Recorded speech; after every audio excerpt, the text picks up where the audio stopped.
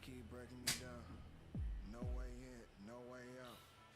How I feel to be trapped in this house. How I feel with duct tape on your mouth. How I feel spouse. You can crawl for the door, no use. Really knocking it now. Begging, pleading, I'm not hearing you out. Erode your soul till I break you all the way down. Hands around your throat, cause I'm taking you out.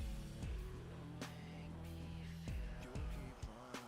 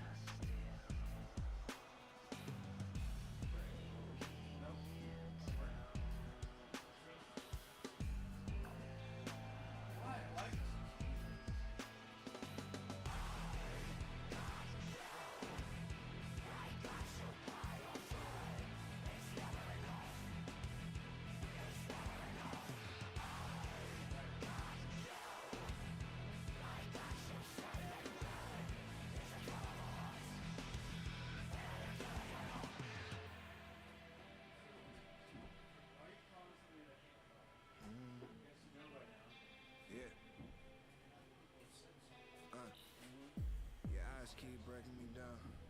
No way in, no way out. How I feel to be trapped in this house. How I feel with duct tape on your mouth. How I feel with a knife in your spouse. You can crawl for the door. No yes, V-Dub, free stoner, yes. I'll be back, guys, real quick. Different lighting because the light bulb went out, you know, in the back room here.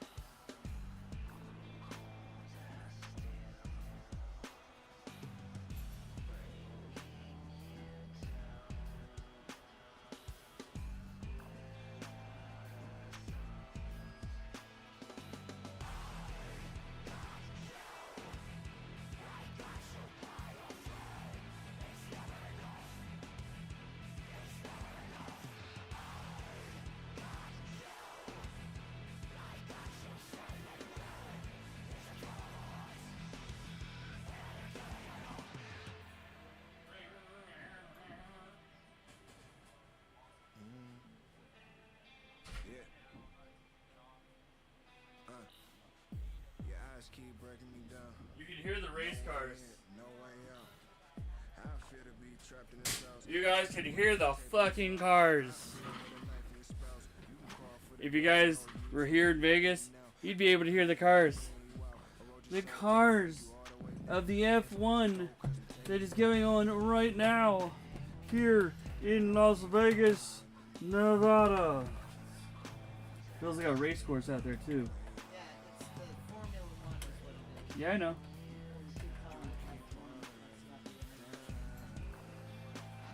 I know what it's called. No, you keep calling it F1. Yeah, but they call it F1 too. Not in France. Yeah, well, but this is not France, is it? They're doing it on France time. Oh, well. This is actually televised live in France right now. Yeah, I know. It's the Formula 1 Grand Prix. Okay. Formula 1, guys. It's not F1. It's Formula 1. Grand Prix. In Las Vegas.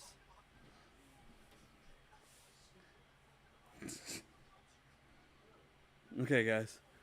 We're also watching the media scrum for AEW.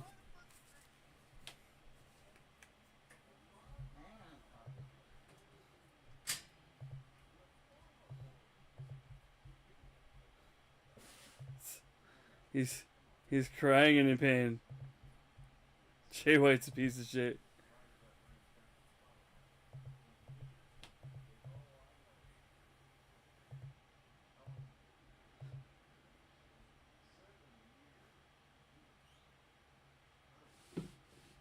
Why are they still playing the music? Oh. Okay. Huh?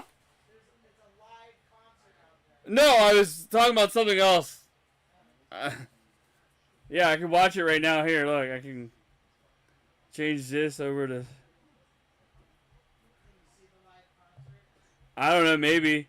I don't know if ESPN's covering it like that. I can bring it up. Yeah, I don't know who's playing. That's I don't know.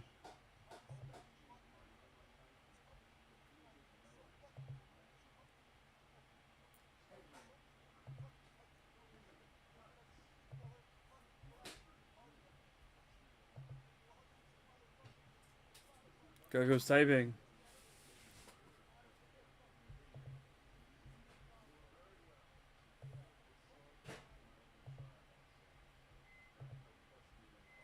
I can hear the race. Yeah, I can hear the cars go bye-bye. Like, all that.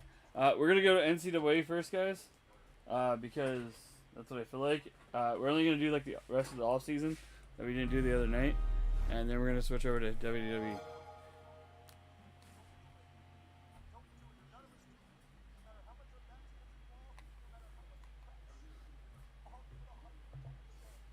Yeah, I can hear it from my apartment. It's my apartment. Our apartment.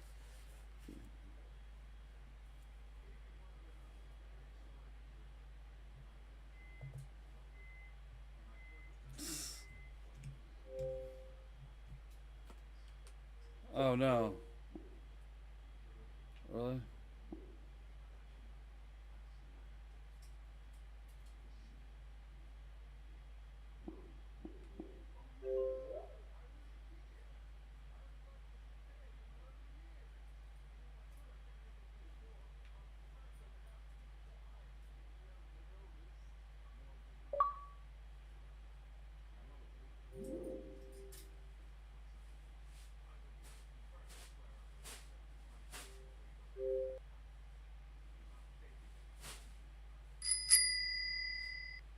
Mancave Hawkeye wants you to dab and bark right now. What?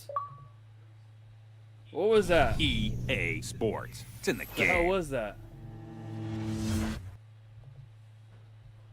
The fuck was that? Somebody do something with Ncaa? What the fuck was that? Was that Ncaa?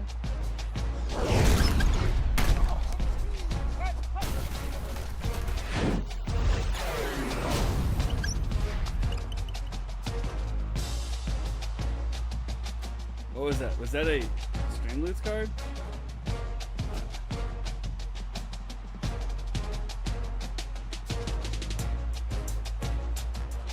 No, we're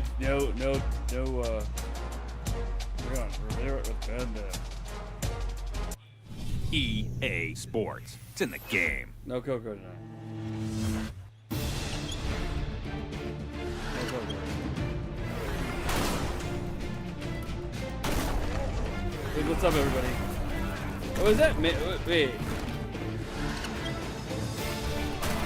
I don't have my stream list up here, but let me bring it up here. I think it was a stream list card, wasn't it? It sounded like a stream list card.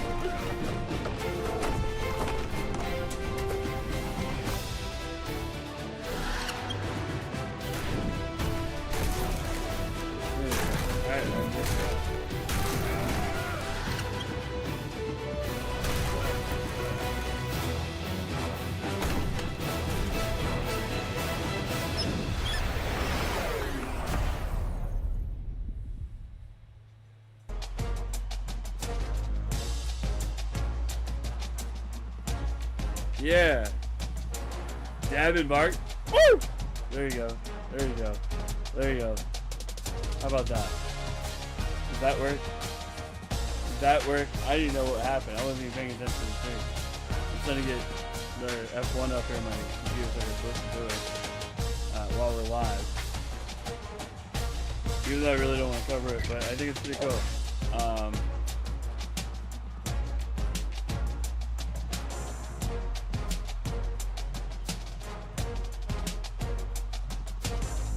Thank you for that card man cave as you are around, and you can clip that. Oh! There you go. Oh, oh, oh. There you go. I don't know what the hell's going on with this game. It took forever to get up.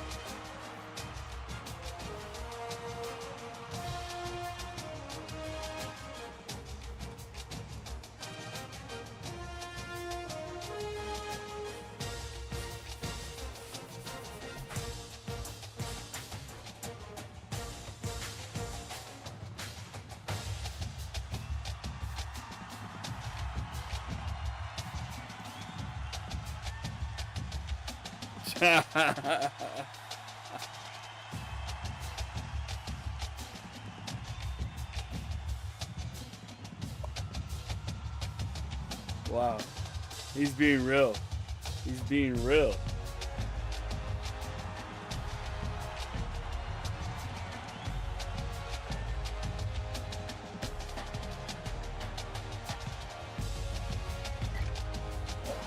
Yep.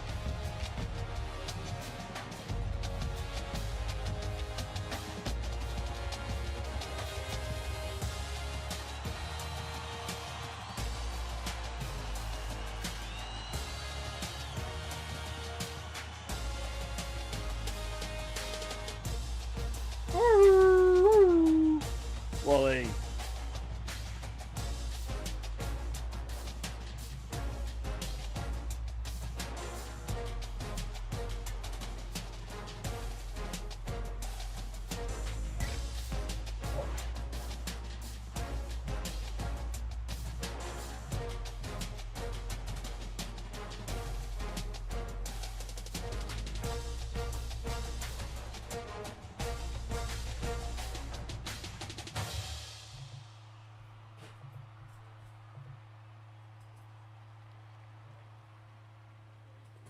Good pickle.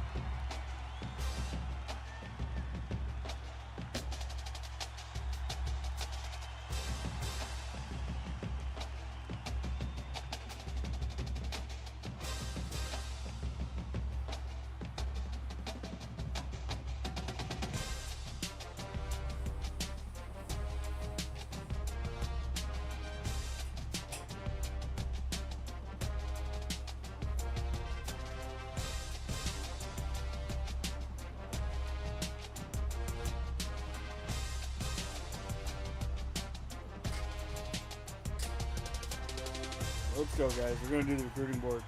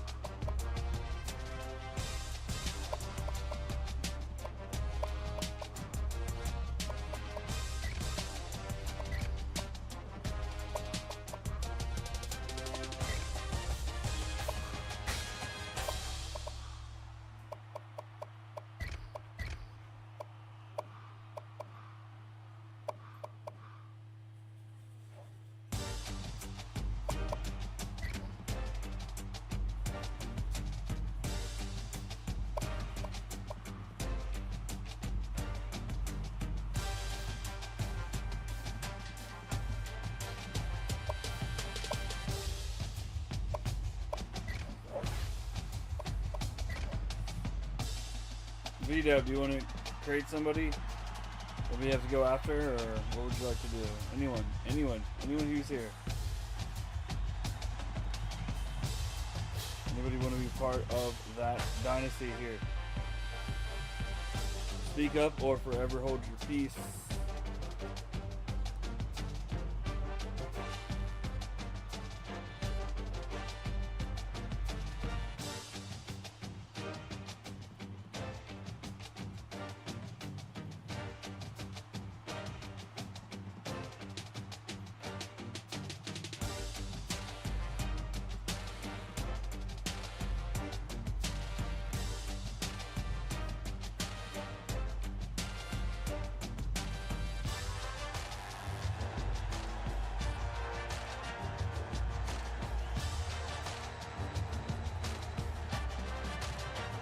Anybody?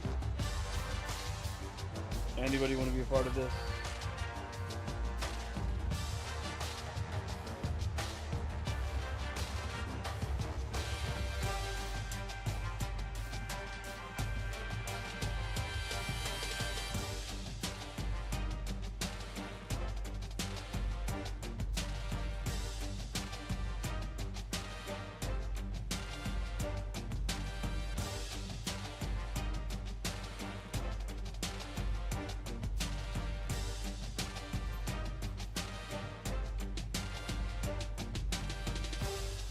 Hello?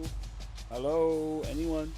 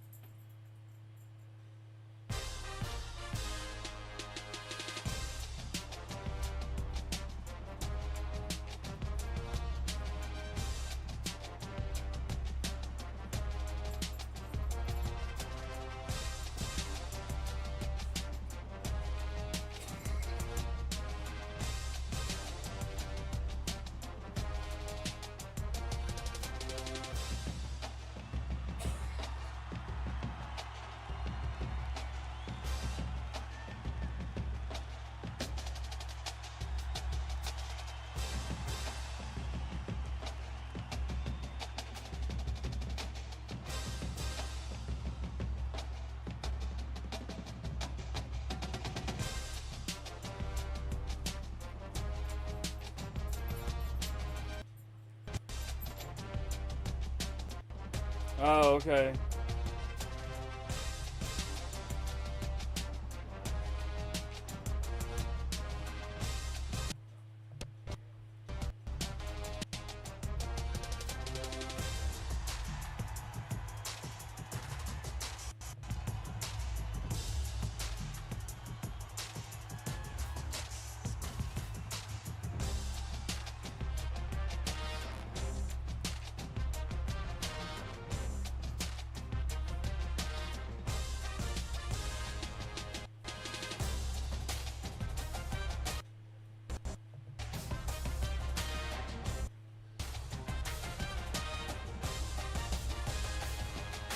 Alright, I'm gonna move on from this. Nobody wants anything? Okay, nobody wants a person, so let's move forward and start recruiting.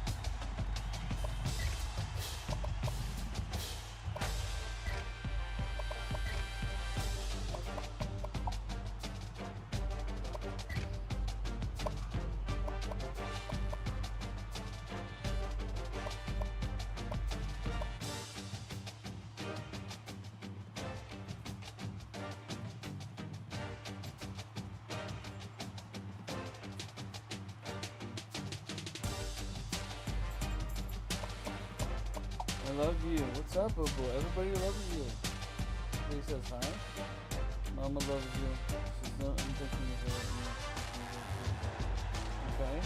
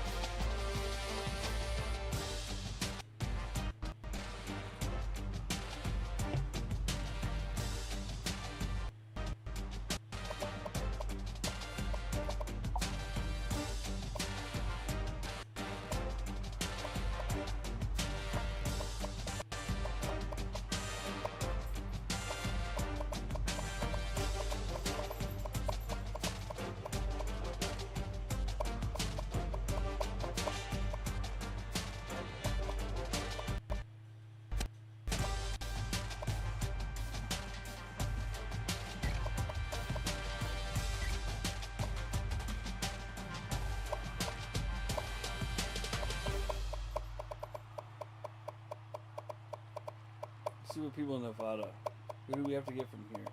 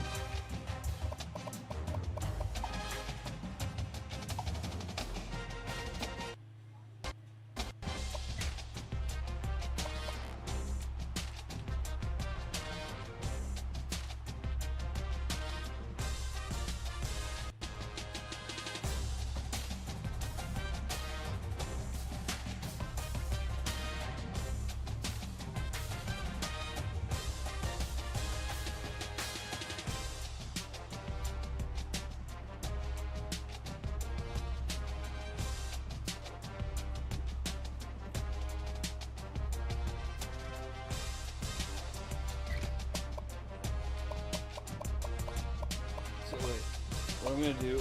I'm gonna go for the 702 plate. Alright.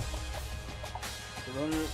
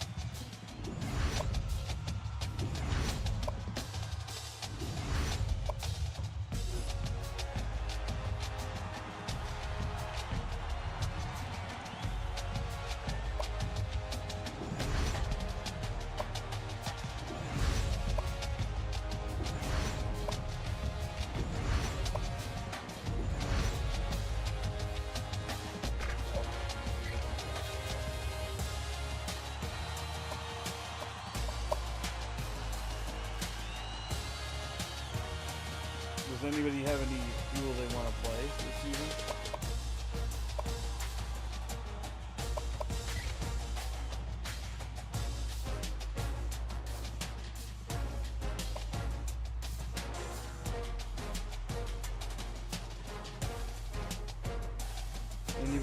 Anybody have any opponents you want me to play? Guys, I'm sorry.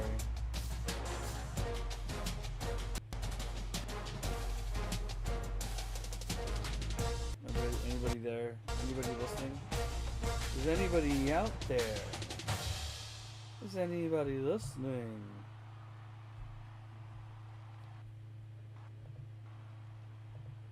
This is too late for people.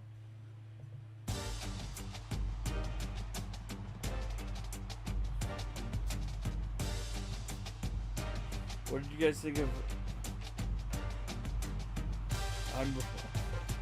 I love you, Beat Up. Let's give Beat Up another shout out.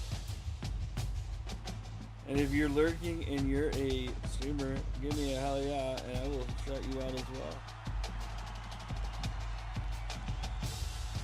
Shout out Beat Up Productions.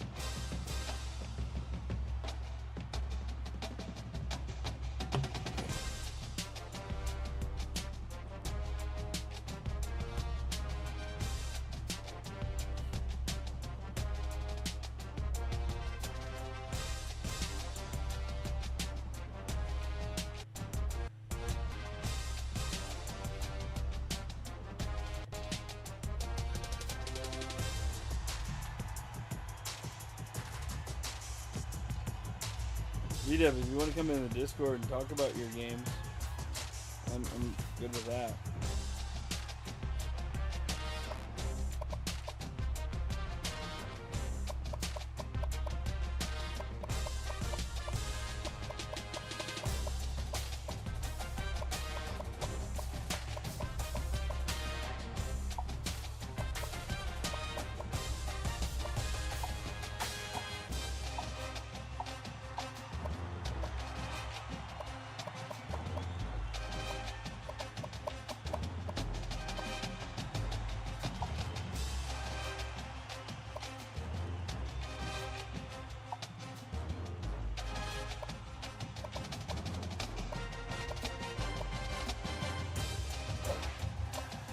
I like that stuff.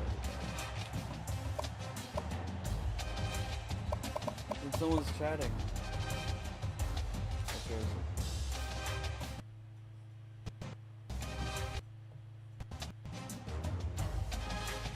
Yo, V-Dub isn't here. Dude, what's going on?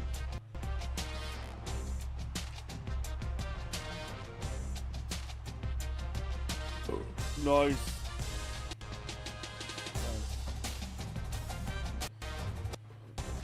Do you like this schedule of events?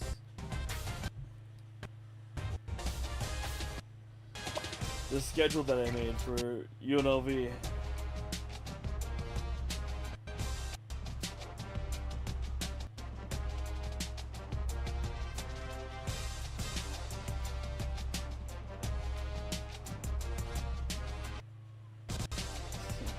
Yeah. Yep. Yeah, we have a B+ schedule because our stadium's getting remodeled. Upgraded. Do you want Oregon State in there? Dude, I think, oh, you know what? I want Oregon State. Shit.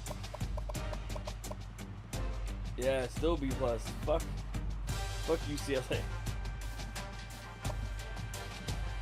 Top 25 teams at the last half of the schedule. Let's see where they stand. Versus Wisconsin, at Florida, and at Old Dominion.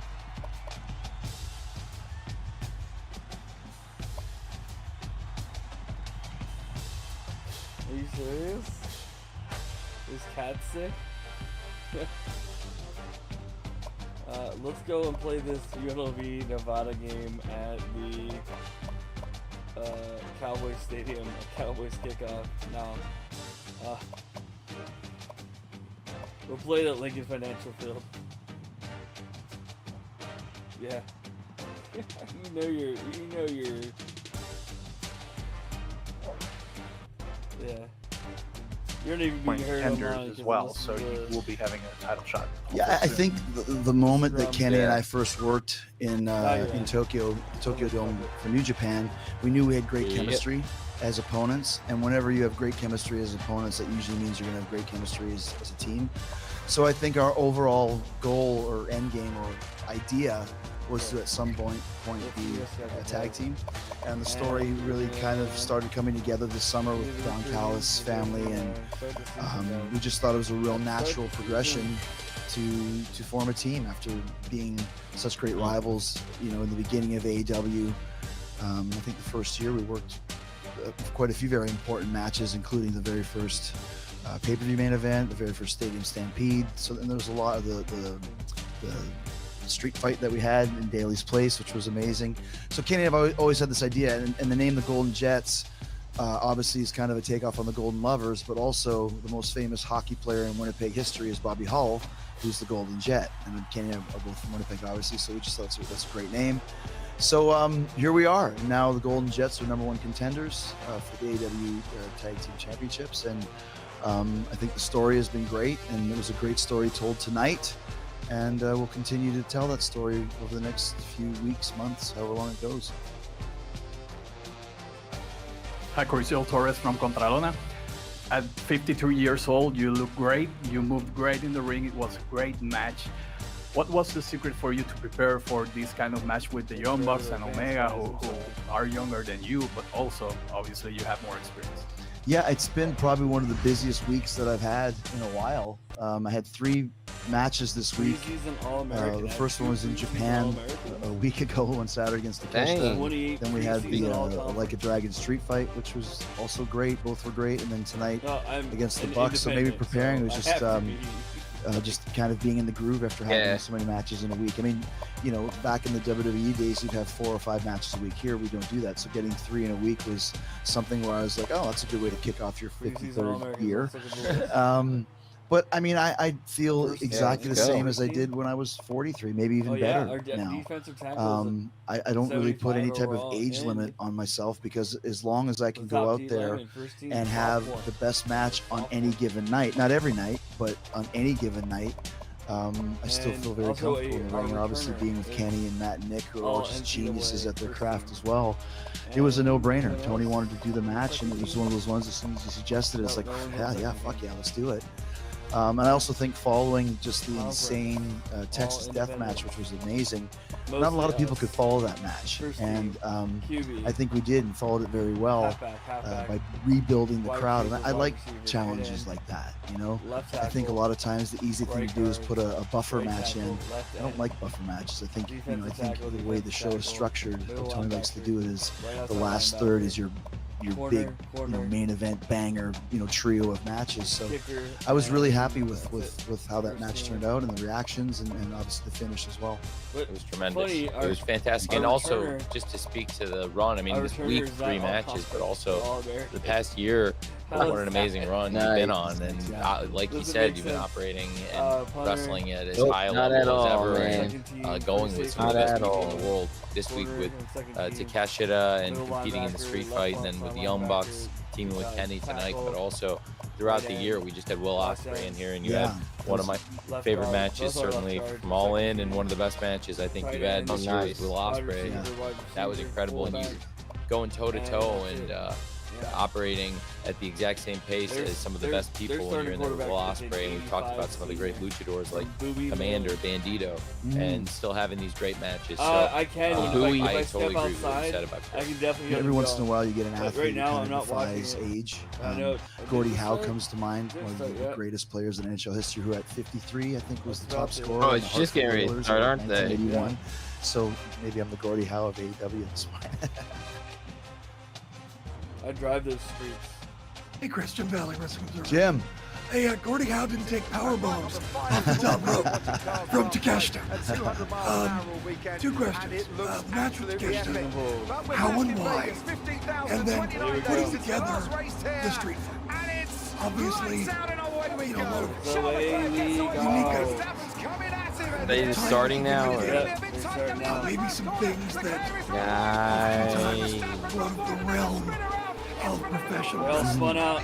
You, with your leadership position, So I already spun how out. do you deal with younger talent, coaching them, maybe teaching them a better way to approach some of their wild night?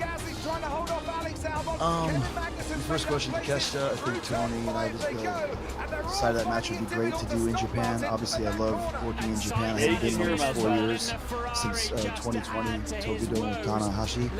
And I really wanted to have a big match with Takeshita, and also continue that over here into AEW. So I think we'll have matches as well to kind of build upon that. So it was just the right place at the right time. I think Takeshita, I think the world of him. He's got so many great tendencies, and he's so good at such a young age. And I thought it'd be a great way for me to return to Japan.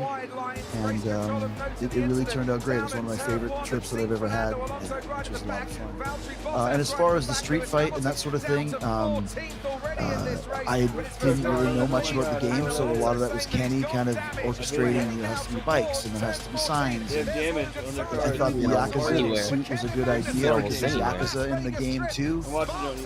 I love the idea of having Paul White as my partner, because when Hobbs beat the crap out of you, like, what would you do if that happened? Like, if you get beat up in the playground, you would show up with your big brother.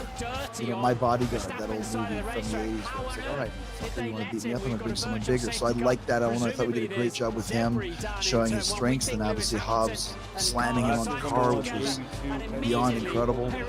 I think kind of what you're asking as far as with the younger guys, I think the one thing I've been able to do is just to show guys that moves are important, but the character and the story means so much more. It's everything. I mean, how do you follow a batshit crazy death match by having a story where Kenny's trying to decide who he's going to give a V-trigger to and get a huge reaction that they think it's going to be me and he's going to be Nick, and that's a V-trigger.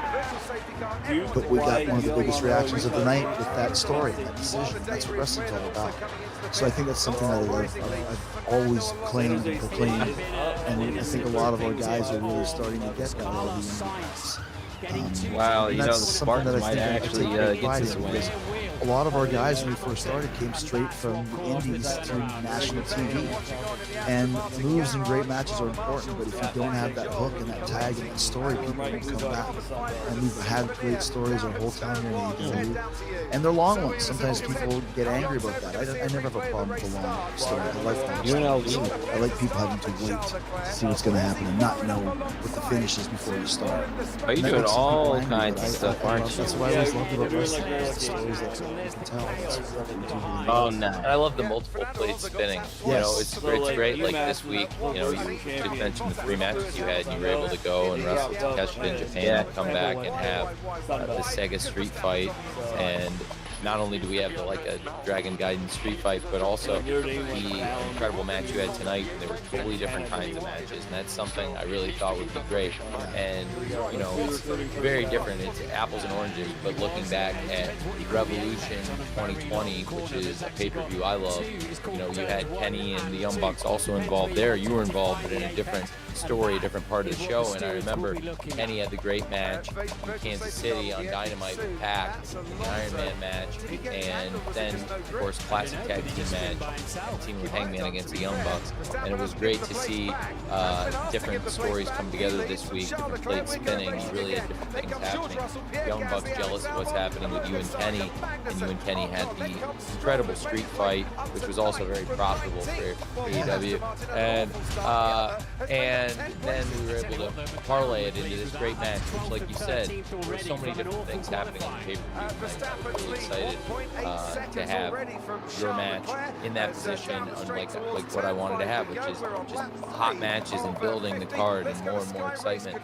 And with everything there was in that match, I was just so happy to have Chris Jericho, Kenny Omega, and the Young Bucks for AEW Originals involved, and also, you know, really, like you said, Chris, great storytelling, because to be able to get the kind of reactions you did at that point in the show, the crowd had seen everything under the sun, so much crazy stuff, and with a great wrestling match, a lot of great wrestling moves, but more than moves, you know, the quality of you guys as athletes, storytellers, wrestlers, they really shine through, I thought. Well, let me just say too, the full year 2020 was Jericho versus Mox, and that's when I lost the AEW title, and 2 weeks later, worldwide pandemic. Coincidence? I think not. You should have kept the title on me. Well, you know, is that right? Yeah. And well, to be fair, at Revolution 2020, I think the wheels were in motion at that point. But that night was a great night and a great night of wrestling. You know, looking back, I just thought it was neat to see, and it was, you know, seeing Kenny out there against the Young Bucks again, and how much had changed. But at the same time, it was great to see different plates spinning and to be able to come back to that. I thought was really cool. And like you said, for you to be at this point in your wrestling career and to be involved in 3 great and 3 totally different kinds of matches in 1 week. Pretty cool. Hey Chris, Denise Salcedo. I have a 2-part question here. The first one is, we were just talking about Will Ospreay and the match that you had with him at All In. I wanted to get your thoughts on Will Ospreay becoming All Elite. And then the second part to that question is, there's been a lot of big things that have happened for AEW in 2023. And of course, given your history with the company, I wanted to get your thoughts on just what AEW has been able to accomplish this year. First of all, I'm really glad that Will signed with us. I was kind of hoping that he was going to. We've been talking about it for I talked to Will on the phone about it maybe a year and a half ago, 2 years ago maybe. I think the London match you had was one of my favorites of the year. I think it was one of the best matches on the show, if not the best match. And that's what Will does. You know, he has, I think this is one of the greatest career years for any professional wrestler ever. The thing I like about Will that he's just tapping into, that we kind of got into before our match, is his character.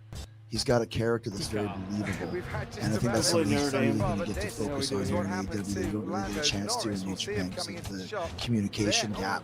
So I think this is the right place for him.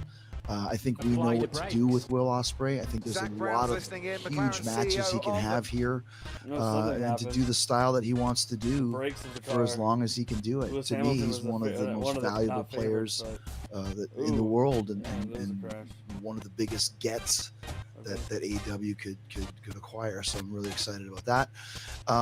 Second part of the question is 4 years in. 84 overall.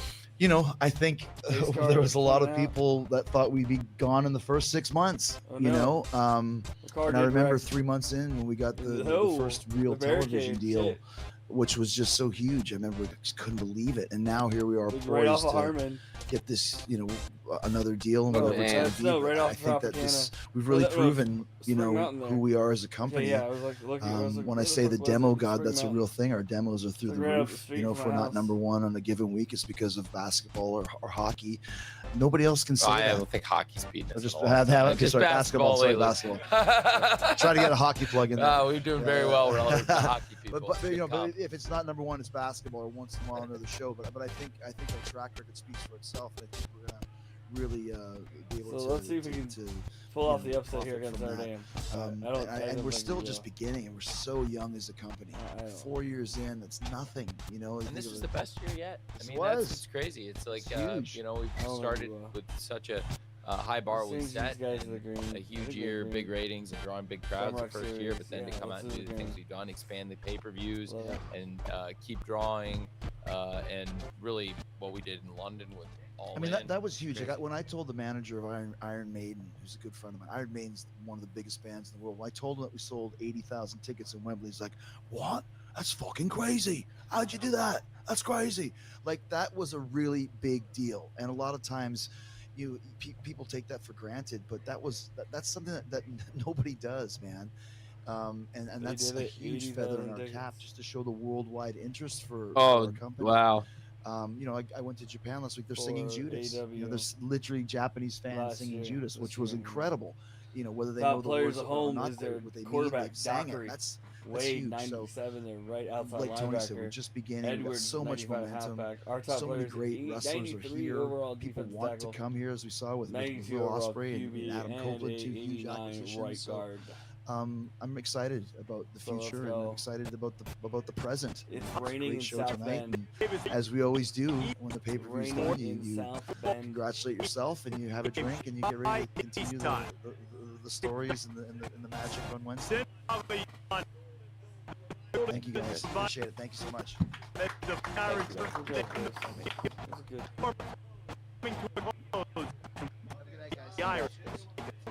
Oh, wow. Oh, whoa. On the double-A game. Yeah. All right, guys. You understand that the Golden Jets are You understand Big Bill and Ricky Starks don't have a tag team name, but we're still the best tag team there. WTHD, whatever the name is. We'll see you guys soon. Well, see you soon, Chris. I know you. Looking forward to it. Yeah. Starks, forgotten. Goodbye to the year. I'd be ready.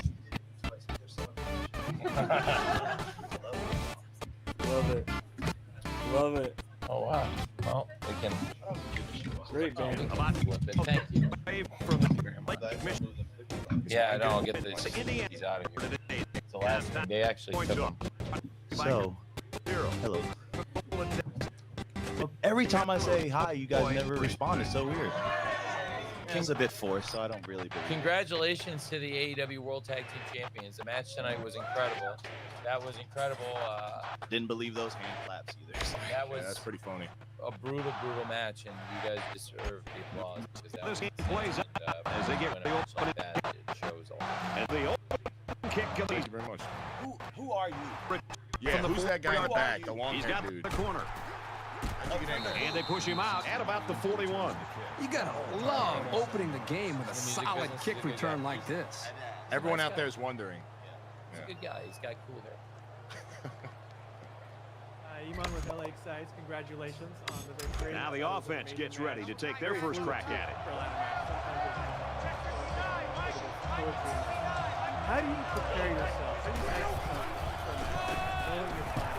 Tackle after a decent run up the gut. And you know, Kirk, we get a chance to see one of the great players from last year, and if he has the kind of season he had a year ago, I mean, we could be talking about national awards.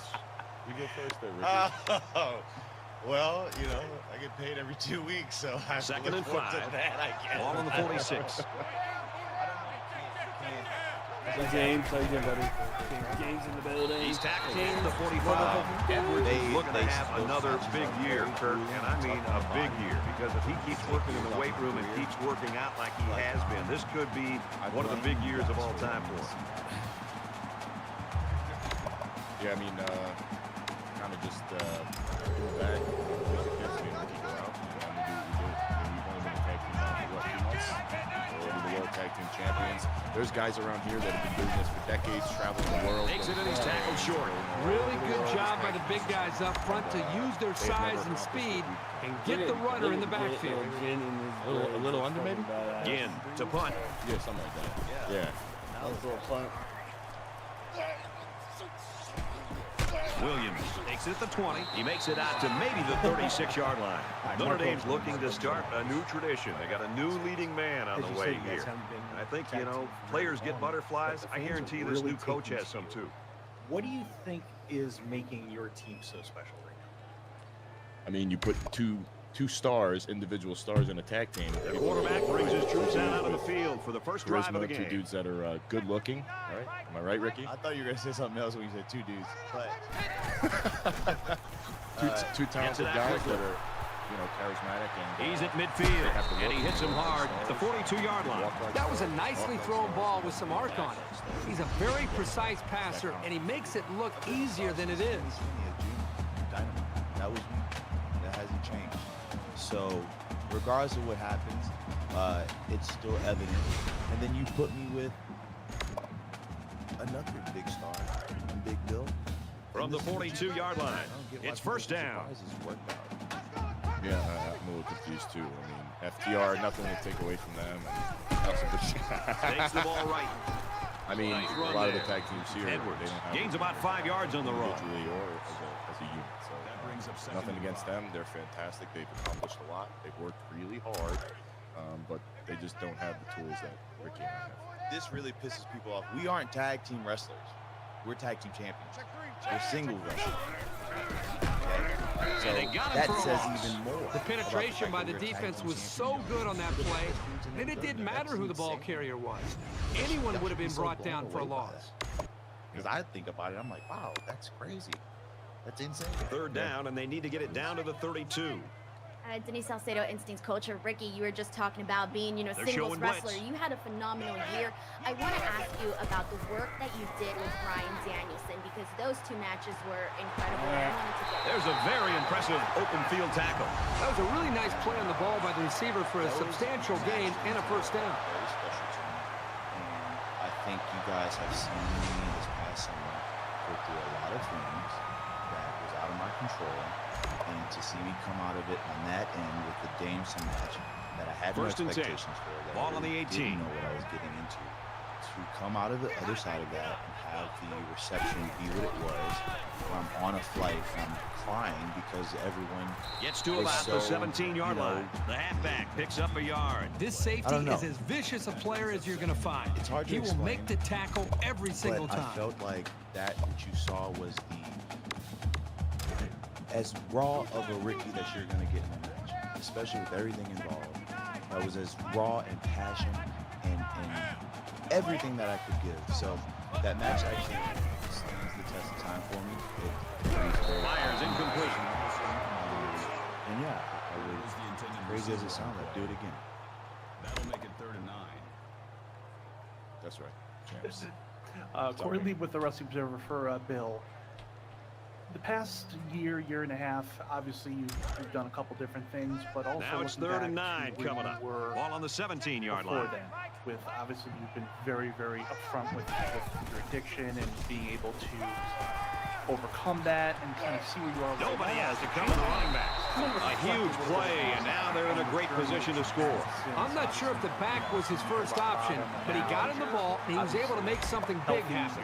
Champion, obviously, we all know that you're you know, engaged with Lexington and yeah, basically. Yeah. That smoke that does the interviews. First and goal from the 4. They're knocking on the door. You didn't know that. Hey, listen, it's fine. But yeah, basically kind of just. He gets rid of this one.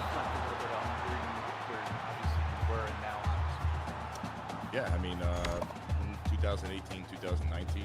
This is the 9th play of this drive. My addiction was in full force.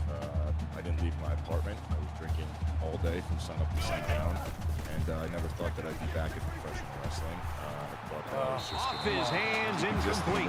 Notre Dame's got some new faces on the roster that they're expecting some big things from, partner. And you know, that's what's great about college football. New faces every year, unexpected stars, and the newcomers that kind of splash out of the scene. The light bulb went off, and I think wrestling was a big part of how I got sober. You know, It's third and goal. They're my about first 4 yards out. I've been professional wrestling.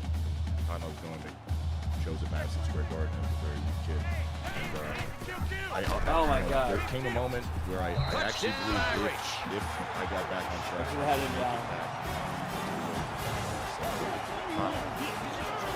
He made a great move to get into the end zone. There's a perfect play call. They look like they practiced that one a few times. I really believe it. I thought if I can get back on track, I am going to make it back. And he converts the extra point. A 10-play, 65-yard drive. And they come away with 7 points. Brad, I thought the offense did a really nice job of mixing up the play call on that drive. I thought the defense was on its heels most of the drive because of the versatility. Oh, dang. The kicker looks like he's ready to kick this one off. He kicks it off, and he got all of that one. Move around the corner. He's to the 20. Across the 30. I'm really proud. Across midfield. Come on. Oh, no. You fucking asshole. At the 19.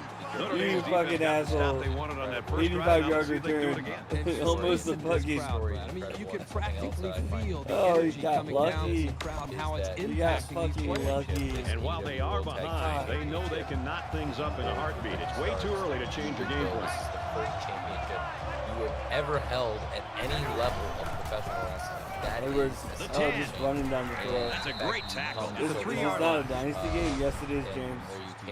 It is a dynasty game. Thank you very much. And that is correct. Yeah, FCW, NXT, you know, everywhere I went through, I never won a title. No tag title, no. First and goal from the 3. Let's see if they can muscle this one in. Very special moment.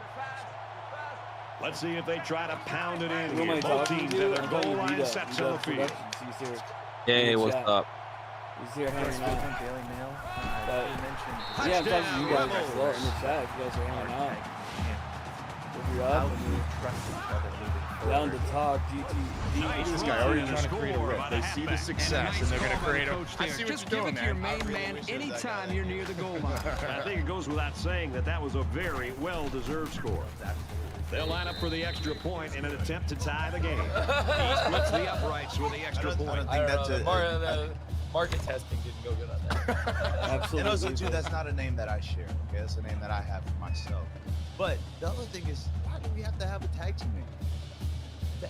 That is what blows my mind. They line up to kick this one away. What's your tag team? What do you do? It's a line drive kick. We text afterwards. Field it shows at the me 9. what shoes he's gonna buy. I show made at the 28-yard line. We coordinate that. We get in the ring. We know what we do best. We don't have to make it a mega powers thing, and we win the titles. Has that ever crossed anyone's mind? Last drive ended with as good a result as you can hope for, and I'm sure they'd like to replicate that here. I think the defense right now is just sitting back on their heels. They're allowing the offense to kind of dictate things to them. And one thing is that any defense coordinator will tell you in the country, you have to be the one trying to dictate things to the offense. So change it up. Try something different. If it's not working, you can't continue to sit back on your heels. From their own 42-yard line. First down.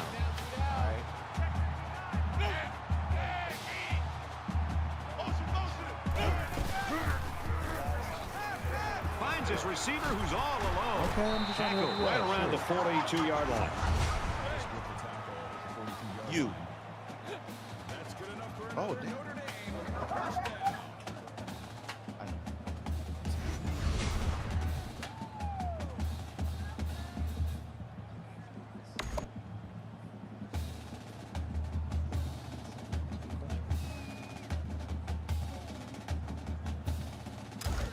First down, 10 to go. Ball on the Really 42. great question. That is a Really good great question. question. I called Thank on you. you. I really appreciate you asking it. Well, in Bill's case, Bill's a phenomenal athlete and a phenomenal And he's person. tackled at the 41-yard line. Dockery's the kind of really athlete was that you can excited build when your he came entire in. I really offense enjoyed around. meeting His him. athleticism, second to Obviously none. somebody that We'll see if they had have an answer experience for in today. State wins wrestling, 24-13. and he's somebody that a lot of And they people can become in bowl AEW eligible. had Wow. really positive experiences with. It went from 1-5 to When I making a met him, bowl I game really after liked all. him, and a lot of people who I really trusted. We've got a second and 9 here. Yeah, I'm happy for that. People like John Moxley. Yeah, who also I'm happy for it. I'm happy for you. Dallas Page, and a lot of other people who I really respect came to me and said. And this one falls incomplete. happy When I for met you him, 'cause you're a I just really badass. enjoyed talking to him. And I remember Yep. saying to you, "Hey, has anybody ever called you Big Bill?" And you said, "My basketball coach called me Big Bill." I thought, yeah, well, I like that. We should be Big Bill. And ever since you first came in, he's just working really hard. He's looking for 6. Oh, yeah. This one will fall incomplete. You hate the foreshadow and assume that drop could come back. What right a there. deflection of that This pass. offense is able to put the ball into the end zone after that drop pass. This You game guys want could to be be a over. player on this That team? can make Get for at me great after this wrestling. game. Samuel is the punter. So you asked about what I saw in Bill, and then you asked also A lot about of what I've players seen in other open. people that have, Because, I you know, just think it's people really great because in AEW, don't really you hang out mix here a with lot people because of all late different night time. This one's going to be down to the end zone for a Your touchdown. timetable is coming. and work Schedule their way gonna up be coming and when I do a lot get of start great my new independent job. promotions and built Used a to name it. on the internet. Just and I be think that prepared, would guys. Be be start to prepared. somebody who had a great reputation. I think that would be fair to say. Morning stream. Well, from wrestling and well, and not I don't just mean wrestling. I mean wrestling in independent promotions and being Not every day. Every drive is and when you important in a came tie into AEW, game. I look think for Bill both was sides to come out with some urgency. And then Big Bill had built a reputation. He had been on national television before he came in, but then there's a lot of these. If these defenders continue to exploit the O-line like that, it's going to be a long day for this running back. Made a presence for themselves that were on national television and From their own 19-yard line, it's second down. And started from scratch here, and I think that's really cool. As much as anything, I take pride in that. Because the careers here and people who come here and work their way up, and this is like a really great combination. Oh shit! He's picked it off. No. This time it's the safety. And he's taken down to 39-yard line. And that was just an outstanding pick. Great play by the defender to high point the ball, but the quarterback wasn't in rhythm on the throw. Thank you. That was great. That was awesome. Thank you very much. All right. Thank you very much. I appreciate it. Thank you, Tony.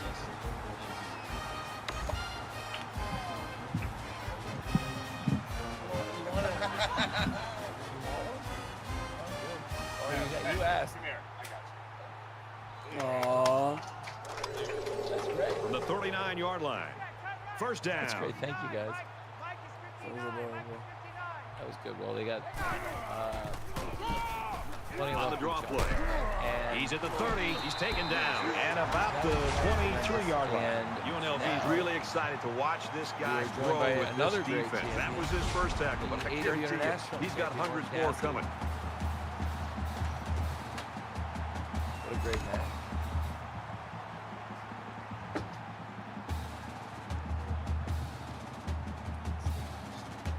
Right side up.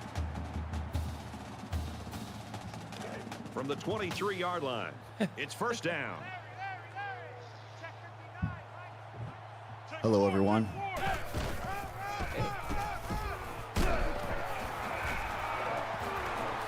Touchdown, Fighting Irish. Hi there, John O'Connell from Speedman. When you won the title the second time, you said it felt different. Now that you've conquered John Moxley finally, how does it feel now? He just put his eyes on that end zone and ran with some real purpose there.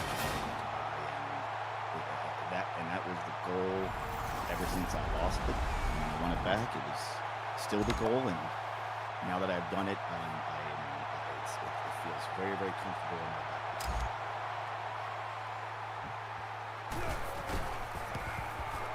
And he adds the extra point.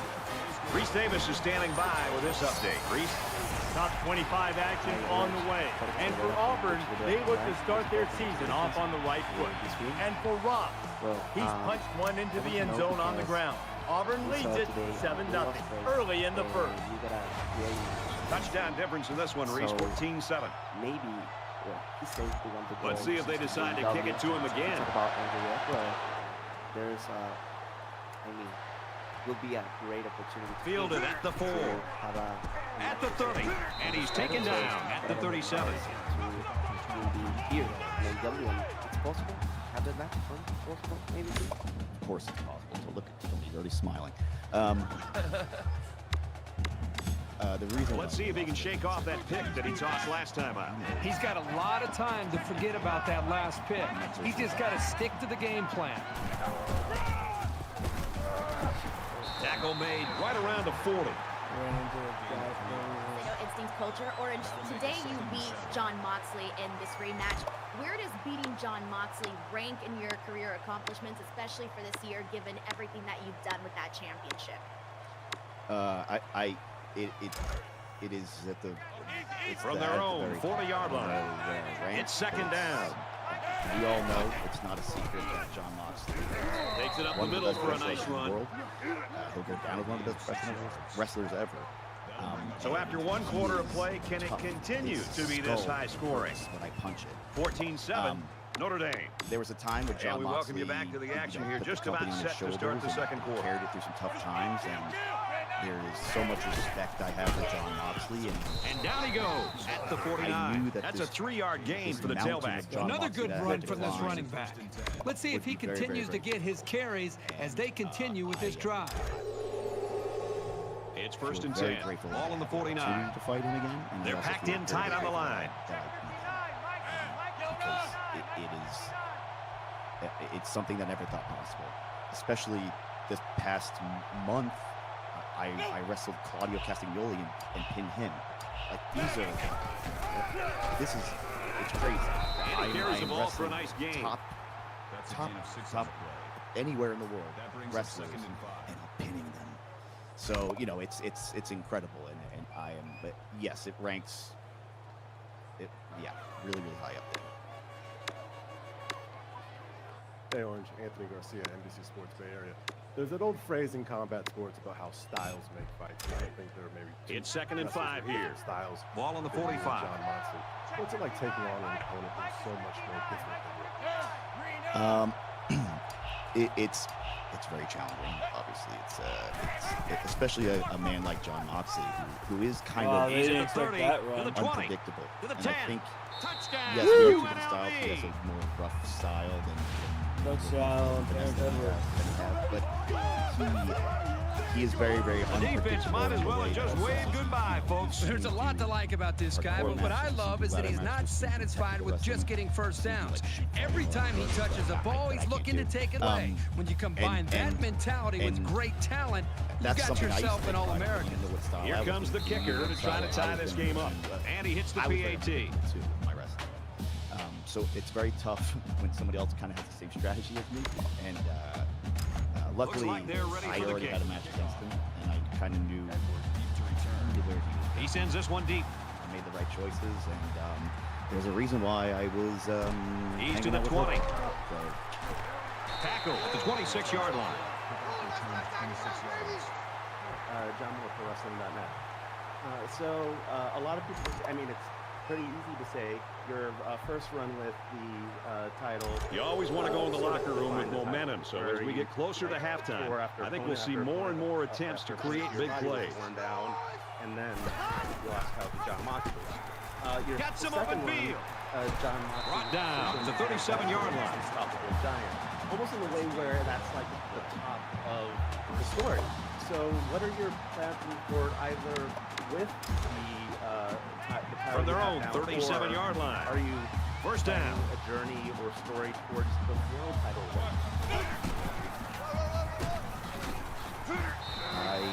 A nice job by the offensive line, and they pick up a gain of 8. 4 years in. I am almost 100% certain that somebody will come knocking at my door very, very soon and challenge me for this. It's almost guaranteed.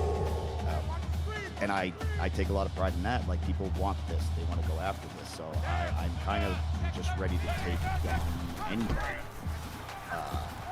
As long as their names are Nice run to the left there. Good yardage and a first down. Ready to go. Brad, the tailback took the pitch and picked up a few see that? yards That there was on the wild. option. No way. Pass. 1st and 10. All on the 48-yard line. Thank you, though. I also want to say somebody else that obviously is going to do it. He's going to try and scramble. Now he's going to run and watch out. And they make the stop at the 27. Trent Beretta has been on a run of matches over the past week.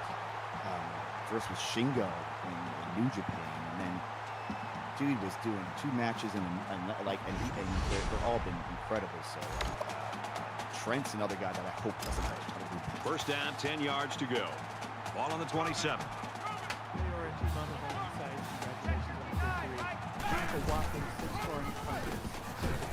That They'll was bring him that down around the 25-yard line.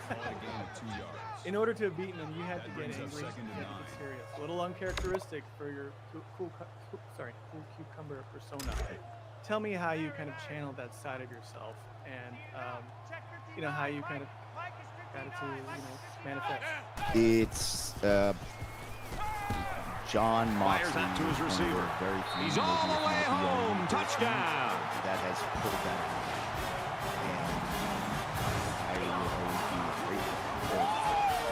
The wideout here truly knows what he has to do to contribute to make his team successful. You've always got to be on your toes when you're covering this guy. That I have never felt before. Notre Dame up 6.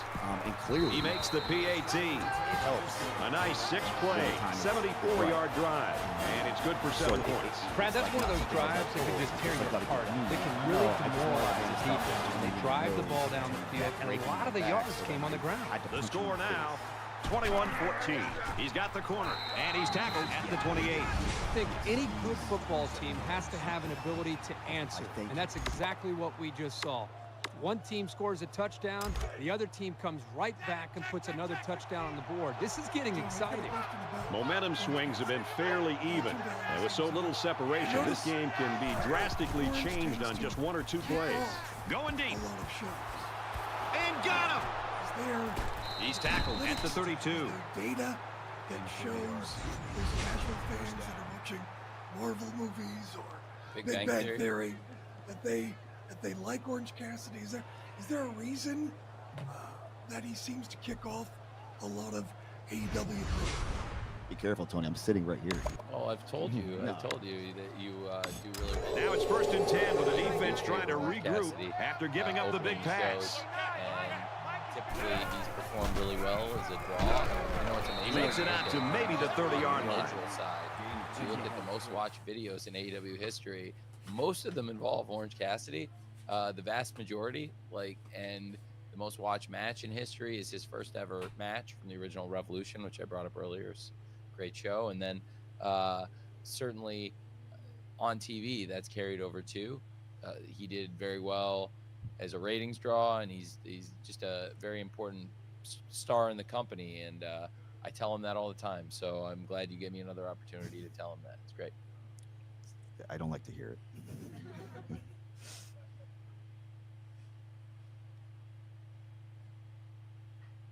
It's all right. We don't have to. You don't have to have a question. Yeah, you guys. I could just leave. He would be fine leaving. It's good. Yeah. Yeah, believe me, he would be fine doing the bare minimum for this guy. That's there you go. Yeah.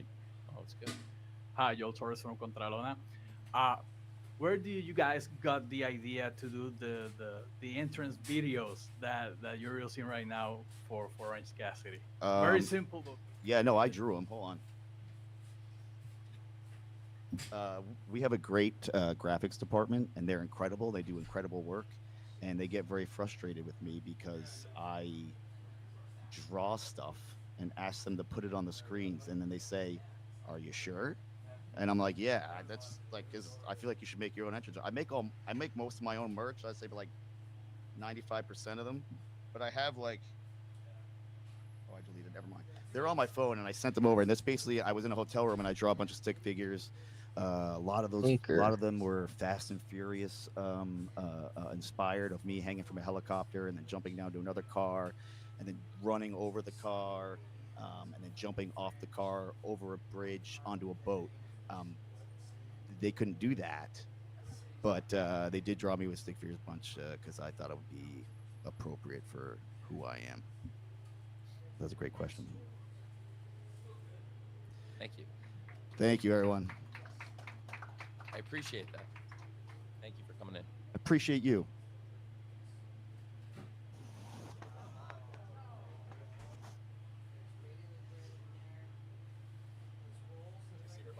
No, I get to answer more individual questions, talk about how, the box office and all that fun stuff. Oh, yeah, I don't want to do that. Thanks, champ. Thanks, everybody. Oh, wow. Well, I understand, I'd asked the new and 3-time AEW Women's World Champion, Timeless Toni Storm, to please appear here and speak to you. It's part of her Hollywood homecoming. She had to catch her private plane off to Europe, and yeah. So, dearest Anthony, please excuse my absence. Sorry. Okay. Dearest Anthony, please excuse my absence at your little scrum. I had to board an aeroplane. I am going to Peter Lawford's beach house for the weekend. Nevertheless, I'm still your new AEW Women's World Champion, and I expect to be lauded as such. This Wednesday on the Turner Broadcasting Station, give Ted my best. If you must talk about me, do be kind. Don't drink so much coffee. Well, she knows me too well. And Forever Timeless, and she put a lipstick. She really wrote that. And in her absence, she looms over us. But it's great to be here with you. It was a great show, and I'd love to talk more about it. And also would love to talk, in addition to Full Gear, about the AEW Continental Classic. That's something I'm very excited about, and given the opportunity, I'll gladly discuss. We got a lot of really exciting things coming up. It's been our biggest year ever. In addition to the Continental Classic, we've also got very exciting things like the aforementioned Wembley on sale. Really excited about AEW All In. It's really just days away that we go on sale, and it's a historic event for us, and a really big swing to try something like that again and build that kind of goodwill with our UK fans that we have. And also really excited, speaking of the Continental Classic, about AEW World's End, which is where the Continental Classic will culminate. And yeah, you can hear we that had an announcement earlier tonight about the Continental Classic that I would love to address. Eddie Kingston came to me, and as he said in his promo, and nobody could say these things better than Eddie Kingston, he was willing to put his money where his mouth is. He asked me about the Continental Classic, and it has really piqued his interest. I think Eddie Kingston loves the Japanese style of wrestling and is a historian of pro wrestling, Japanese wrestling, and all wrestling, and something that I share. And I talked about the great field, and we've announced great wrestlers already. Bryan Danielson, Mark Briscoe, Andrade El Idolo, and we have a great field coming together. And Eddie Kingston asked me about joining, and he asked about it. And of course, we have a very different kind of tournament. It's single elimination. It's a very different format, which is the Owen Hart Foundation Cup tournament. And it's held in the summer. It's a very different kind of tournament. And we award Thank you all for sticking around. the Owen Hart Cup winner a trophy and a championship belt. In this case, with the Continental Classic and all the excitement about it, it got a lot of buzz. Not just because I think I still people am. are excited about the round robin format, but people got excited when we announced the first competitor in the field, Bryan Danielson. 2nd and 8. Ball on the 30. I think people got excited when we announced that there'll be nobody allowed at ringside. We're going to completely shut down any interference. Tackle at the 19-yard line. You made a really good move at the line of scrimmage. Sometimes all you need to do is throw off the defender's timing just a little bit at the start of the play. Something that I have found is really effective in English football and really motivates people to go for the win and fight it out and will create exciting possibilities. In this tackle after decent pickup. What people have seen in other round robin wrestling tournaments is 3 points for a win, 1 point for a draw. And with 3 points for a win, 1 point for a draw, as you've seen in European football and I think comparing he's tackled at the 13-yard line. Where 2 points for a win, 1 point for a draw, people will be really motivated to go after it, to go and chase. And people are really excited about the Continental Classic. And when Eddie Kingston came to me, something he said was third down, and they're going to need about 3 yards to pick up the first down. And Eddie Kingston called and it looks like they're going to bring everyone in tight for this one.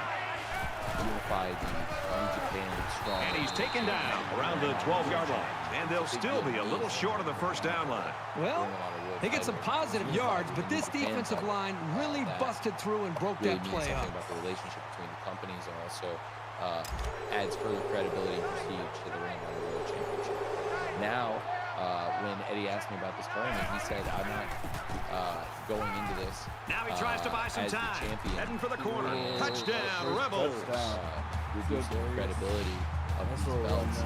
If I go into this as the champion, whoever wins. Boy, did he look determined running the football. Nobody was going to keep him out of the end zone. And, of course, the winner of the Continental Classic. So it creates something very interesting. Eddie Kingston's put his money where his mouth is, so Eddie Kingston's officially entered the field. But now, the winner of this tournament will be not only extra point to tie this game up. And he converts the extra point. Let's check in with Reese Davis in the studio. The Tigers arrive at today's game ranked number 23 in the nation. Let's take a look at this one again. And for Auburn, they're trying to win their first game of the year. Weaver's ability in the passing game is completely evident already with a touchdown pass. The Tigers have the lead, 14-7. Thing close to this was all right. Thanks a lot, Reese. When Kenny Omega had, of course, unified championships. Even in that case, UNLV gets set to kick this one away.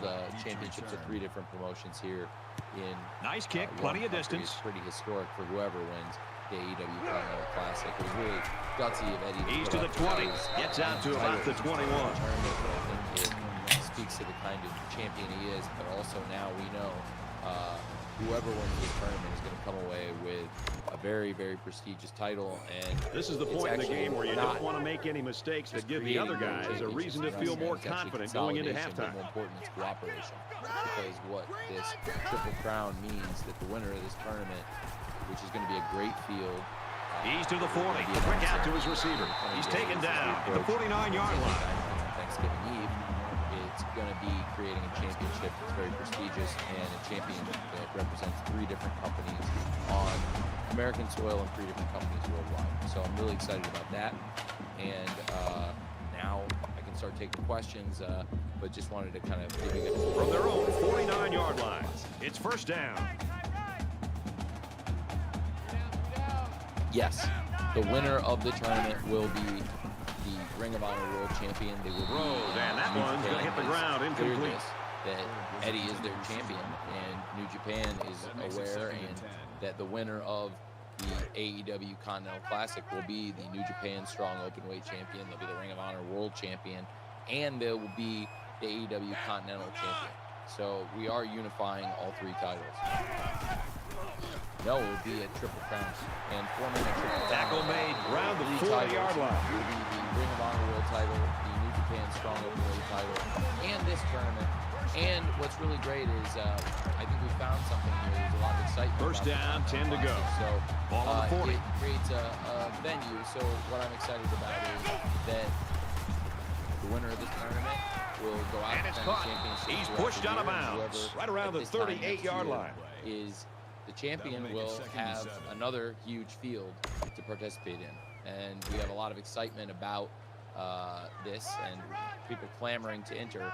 And in the coming days, I believe you'll see a lot of the most exciting young stars and some of the top stars in AEW all are lining up for this. And that one's incomplete. That's a real danger. If he leaves too many passes short like that, sooner or later they're going to end up in the wrong set of hands. Third down now, and they need to get it down to the 30. Against other top stars, but also something more prestigious, because for the champion of two other companies to step in and say, I want to be in this competition, and if I'm there's a strike complete, and down he goes at the 28-yard line. The champion, two companies on the champion, in this case, the winner of this will unify 3 different promotions championships, which has been a novel idea when we've seen it before, and frankly, it piqued my interest. Of course, Kenny collected belts, and at one point, I think, has built a very impressive collection of championship belts. They go with a screen here, and the halfback's got it. And he's level at the 21-yard line. A 7-yard pickup on the screen play. Notre Dame's going to use their first time out of the half here. This is the 8th play of this drive. NWA United National and different promotions, because so I think intuitive, so we know what the third belt Fires to his receiver, first down. And he hits him hard at the 7. Notre Dame's going to have to use their second time out of the half. It's first down, and they'll be looking for 6 points here. I feel like it's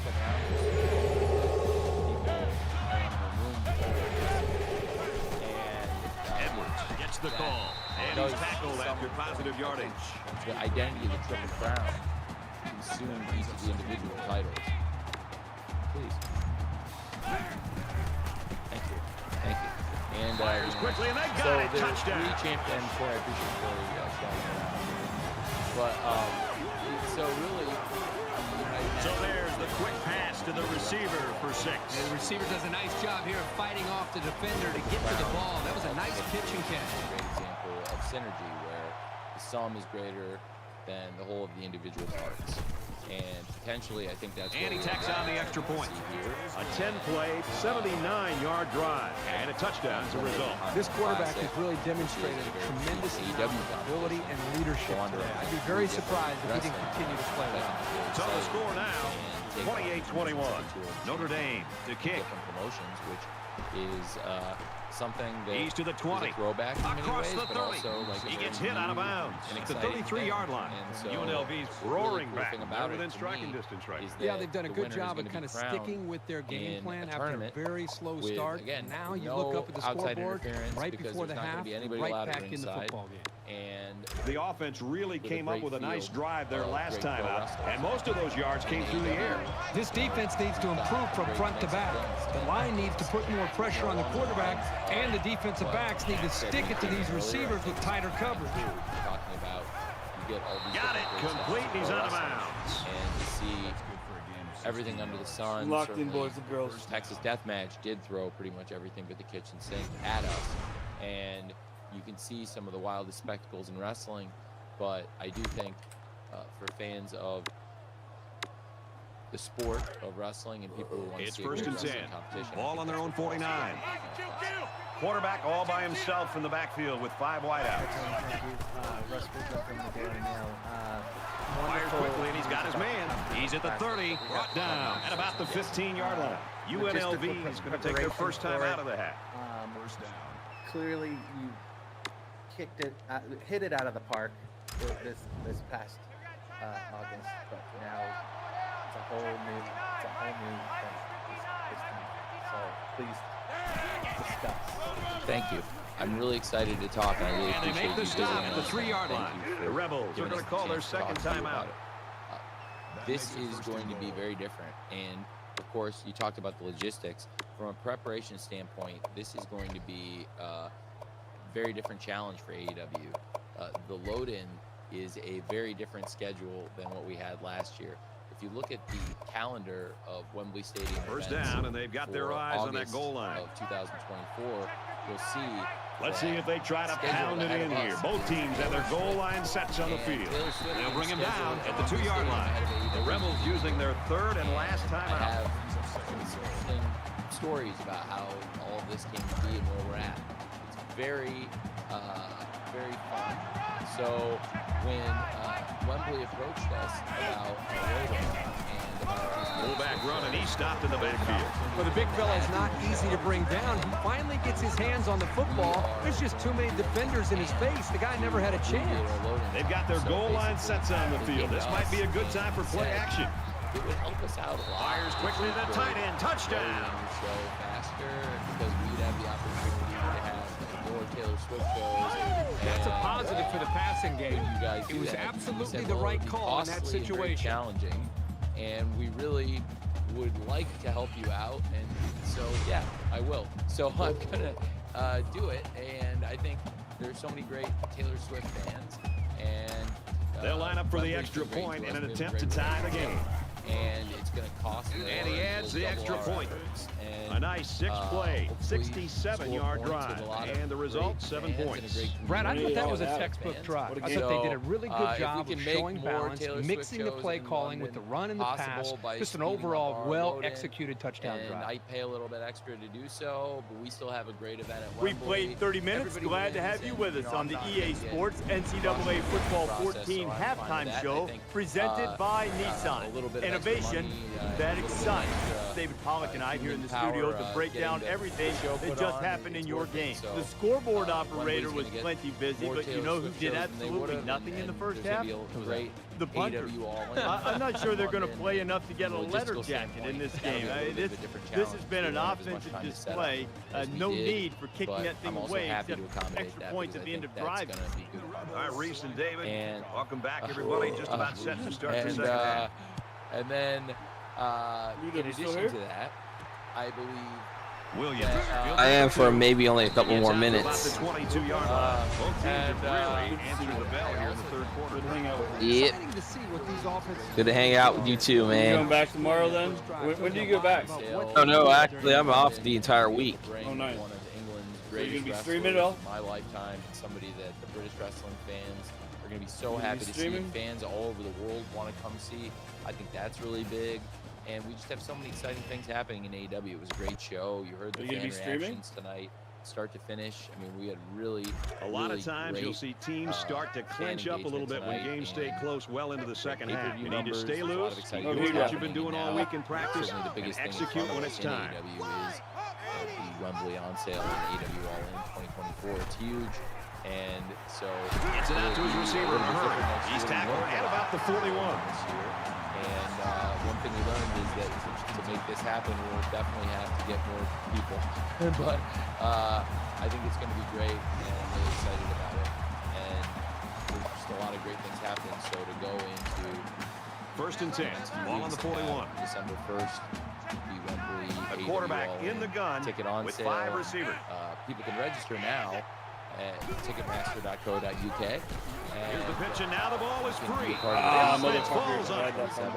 And I think we've got a lot of interest in it, and certainly not only from fans in the UK, but we saw people travel from all over the world to come, and now with a lot of time to plan ahead, I think it's going to bode well for us. We have a lot of time to sell tickets, but I expect a great advance and a lot of people buying. And he's immediately tackled. Very solid gain through the air. I'm impressed with the poise of this quarterback and the ability of the receiver to keep his concentration and get his hands on the football. Yeah, They're that's down interesting. now, and Well, they need to get it I don't- inside the 49. We will be playing against each other with the Jaguars and the Chiefs, I'm sure, and have had a lot of hard-hitting games. But that's Delivers to the halfback on the screen. Tackle around the 4th 50-yard and line. 1. Did they go for it? Obviously, it was a great show tonight, but there was also something yesterday after Rampage that you really haven't talked about. So Samuel awaits the let's talk snap. about it. Ronda Rousey. Is there a deal? Dockery's game so far, what we expected. He's a star. He's playing like one. We're in the third quarter.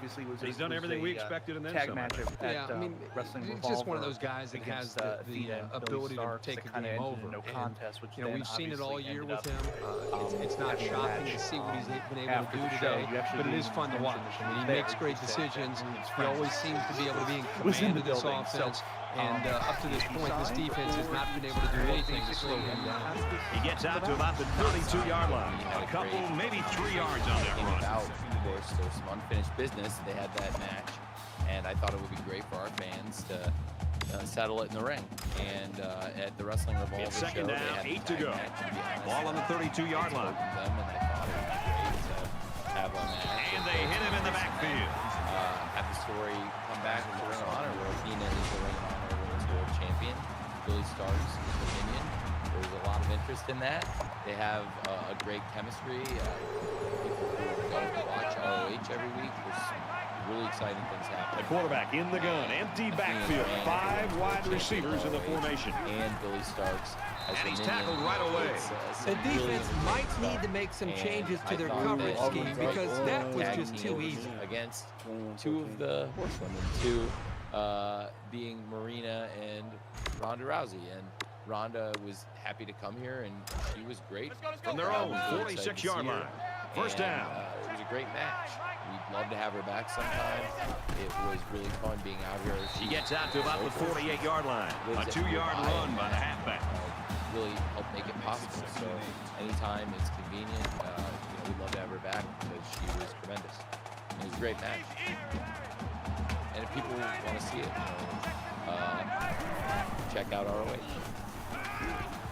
There's a laser across the middle, and he's tackled at about the 21. I think that time, Brad, the defense tipped their hand with the blitz. You could really see the blitz was coming, and when an offense at this level knows that there's pressure coming, they can make the proper adjustments, and then put those wide receivers in one-on-one opportunities against the defense. And when you blitz, you're really leaving yourself vulnerable to a big play against a good offense. Now it's 1st and 10 after the big pass play.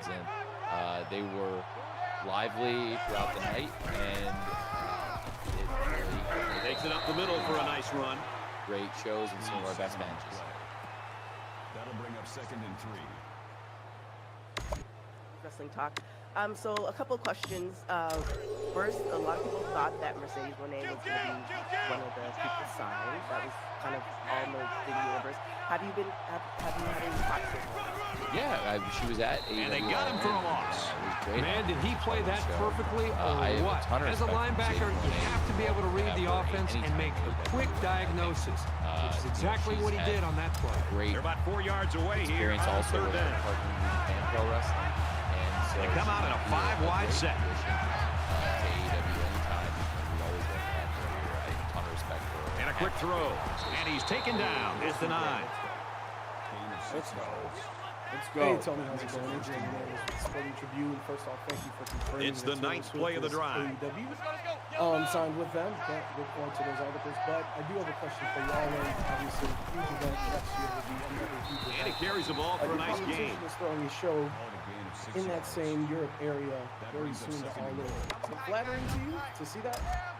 I don't know.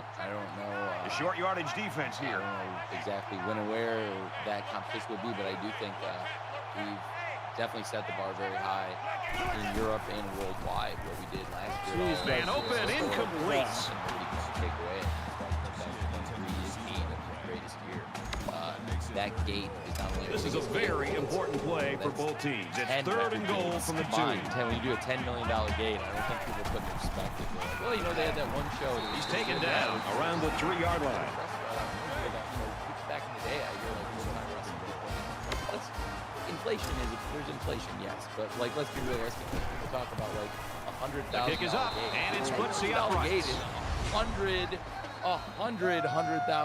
gates. 100.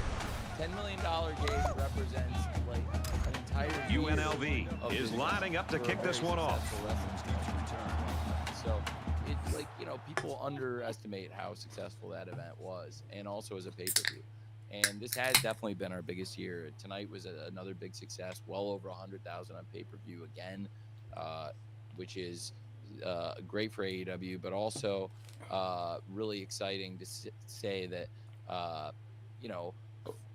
frankly, the kind of pay-per-view numbers we continue to put up at AEW, and it's very consistent. He'll take it from the 2. Nobody's done this since the 90s. And down he goes at the 26. Adam, I can't. 13,000. Thank you. I couldn't see the number. I need to get. I don't know. I gotta. If that was a fumble into this offense's last Adam drive. Let's see as they come out on the field what they'll do this time around. Sometimes when you lose the football, you start to focus a little bit more. So a turnover can actually work out in your favor. Attendance in the history of Slow Gear, which is quick throw to the tight end. I think he could have taken a risk down the field, but he played it safe instead, and that's one of the keys to winning ball games. I was about to say that we do. They're about 4 yards away here on second down. Wrestling since the 90s, and now we've been doing it for over 4 years consistently. And the really great thing is we've expanded the pay-per-view time and continue to see it. And they get nice yardage on that run. Wrestle Dreams gets about 4 yards on the play. The year before we added, of course, Forbidden Door, and these were huge debuts for us. But also then we launched All In this year, which I talked about the $10 million gate, but also 200,000 pay-per-views, which is also 10 million to go something. So he gets out to about the 35-yard line. I think as a business success, like a lot of exciting things to look forward to, but no, they're not. Certainly All In. Almost, I think people sometimes underestimate what a big success Samuel that is. To punt. And now I can't emphasize enough how important it is with the tickets going on sale. You know, that's why I stressed that it was a major announcement. Tackle at the 24. Well, the coverage team did their job and made the play. Let's see if the defense can continue the effort. You knew that return was doomed as soon as he put his hands on the ball. With the field as messy as it is, he wasn't going anywhere. They're ready to begin another drive. Will Ospreay, one of the greatest wrestlers, UNLV is up a field goal. And try to do scrambling around. Historic. We've already done something. He's hit and taken down. You know, the play action pass that time delivers a huge play. Holy I think the shit. defense was I out called of it. position. There was a one-on-one opportunity on the outside, and they took advantage. There was a Motherfucker.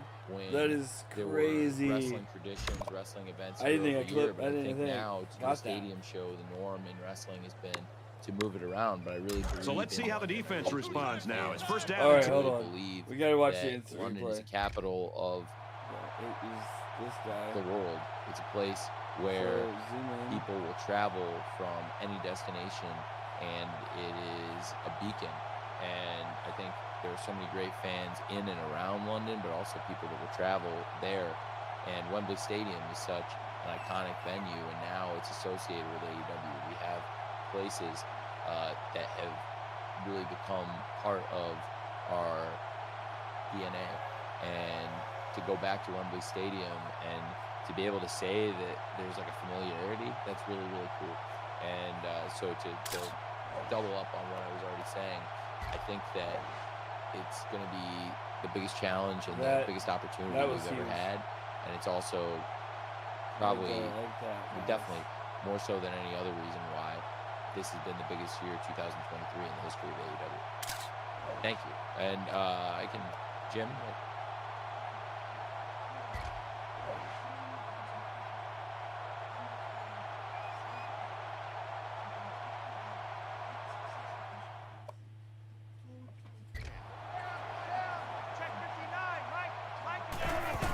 That's a lot.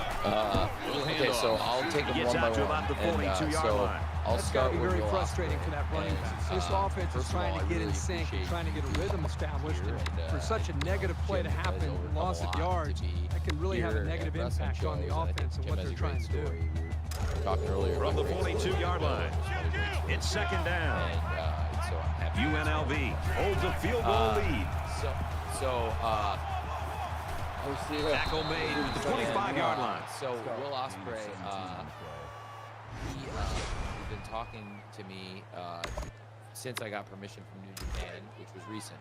And I asked New Japan Pro Wrestling, you know, Will, his contract's up, it's no secret. They get to the quarterback, and now the ball is loose. It's scooped up, and it's a lineman that's got it. And Will's can they pull off the upset? Well, we're going to find out as we head into the fourth quarter. 31-28. UNLV. Really important star in Welcome back to the action. Fourth quarter. This one will decide it. Tight ball game through three. They'll spread the field with 5 wide. Oh my God. Strike to his receiver, no He good. had that. That was He had textbook that. coverage by the defense. That's exactly what you want to do on every single pass play, but it doesn't always happen. With us all Third down, and they need to get it to the 15. limited amount of times he's been here, he's made just such a huge impact. He's been so great, and he's had some of the best matches in the history of AEW in the limited amount of time he spent with us, and to think what he could accomplish. Also, as I've said a couple times, and I can't stress enough, we're very focused on Wembley Stadium. I think Johnson it's a big priority sets up the play action. to be able to tell Fires out to his wideout. Touchdown, UNLV! Which I can't stress enough. Like when you look at the numbers and you do the $10 million. Touchdown, UNLV. What a game. Did their job. We're up They've 10 in extended the their fourth. lead here in the fourth quarter. Unbelievable. And now they look at their defensive It's like a really counterparts and big say, hey thing. guys, Unheard of. it's your turn. You know, Unheard we're of. not We're beating their talking game at their place. That's small potatoes. This is a very, very insane. big situation, and to go on sale. And when I look at He's still attractive through things, anyway. I can tell the fans in London about AEW All In. I want them.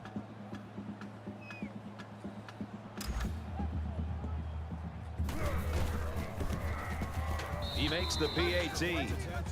A 6-play, 72-yard drive, and it results in a touchdown. This quarterback has really demonstrated a tremendous amount of ability and leadership today. I'd be very surprised if he didn't continue to play well. The score now, 38-28. It's fielded at the 2. Tackle made at the 28-yard line. Dude, no problem, V-Dub. Love you. Good night. Sweet dreams. I'll talk to you later this week. Definitely tomorrow. We'll see each other. After I get off work, I have to go see my wife real quick.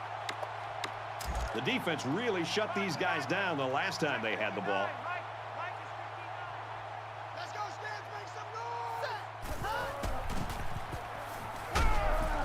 Caught, open field.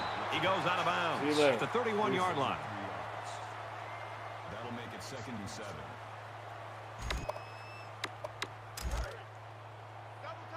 It's 2nd and 7. Ball on their own 31.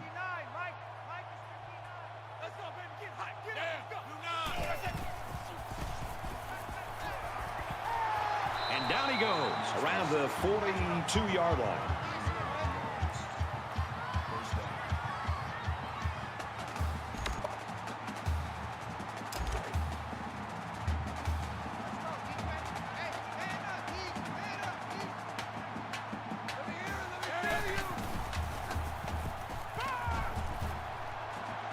And he shoved out of bounds around the 49-yard line.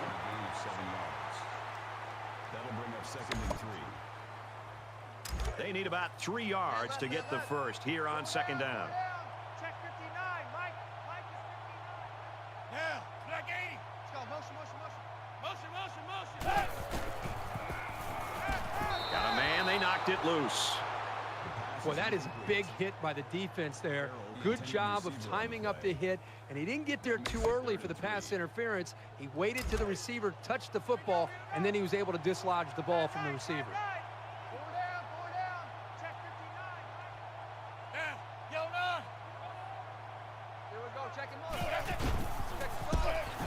Brought down at about the 47-yard line. You know, it looked to me like he should have made the pitch, but he kept it instead and wound up going backwards.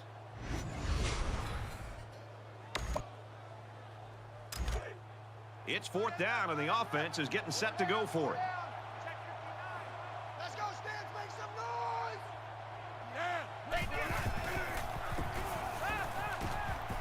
Throws, and it's incomplete. Defense stiffens there and gives it back to their offense.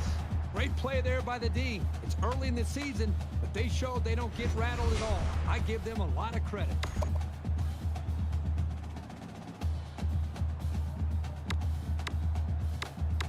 Both teams are well aware that a score on this drive is going to create an almost insurmountable lead. This defense has really got to step it up and make a stop. They'll bring him down at the 45-yard line. Gain of 2 on the play. That makes it 2nd and 8.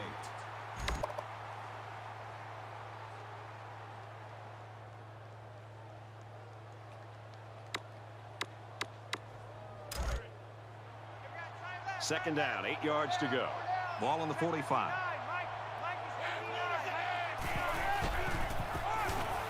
And they make the stop at about the 43-yard line.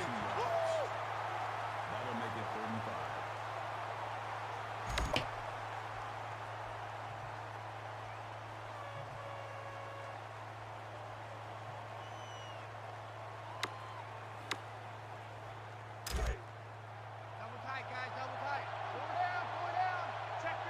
They line up in the jumbo set.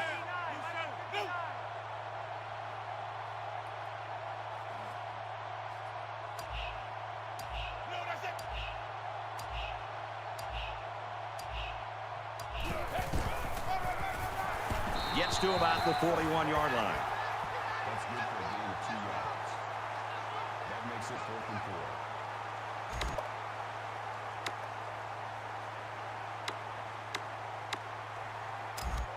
They call on the kicker for a long field goal.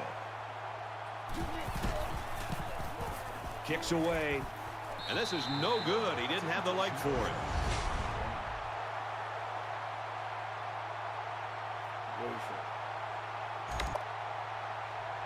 It's a new possession for this offense, so what will it hold?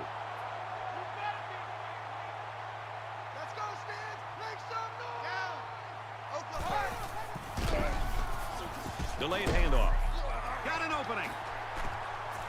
Gains his way to the 39-yard line. And the tailback broke that one for a very nice game. Give the offensive line some kudos there. They blocked very well up front to create the holes for this back.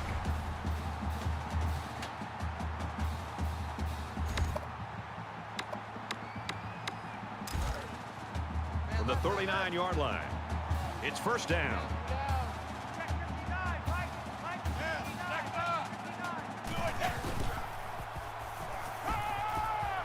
He makes the catch and has a first down. He's tackled at the 20. That'll move the chance for another Notre Dame first down.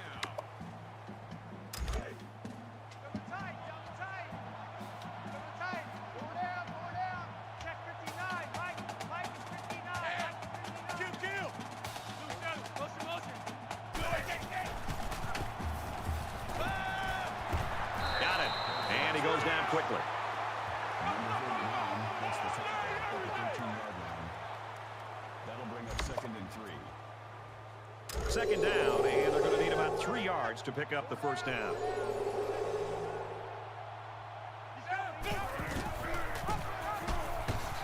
Tackled for a loss. He was never able to get ahead of steam on that carry. That'll bring up 3rd and 6.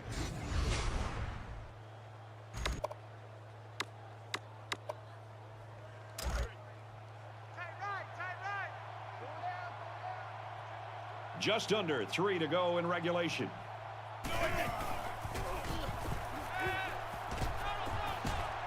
Just throws this one away. The defense got some pressure and forced a bad pass. I think they've been a little bit more aggressive here with their pass rush, and that time it paid off with an incompletion. So they're going to go for it here.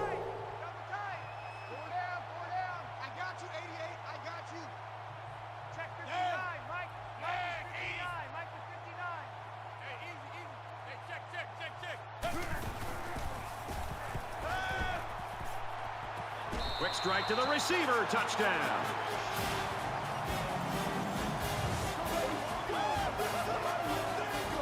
He's thrown his 3rd touchdown pass of the game. He's been letting it fly today, and his receivers are making plays. That is a great touchdown.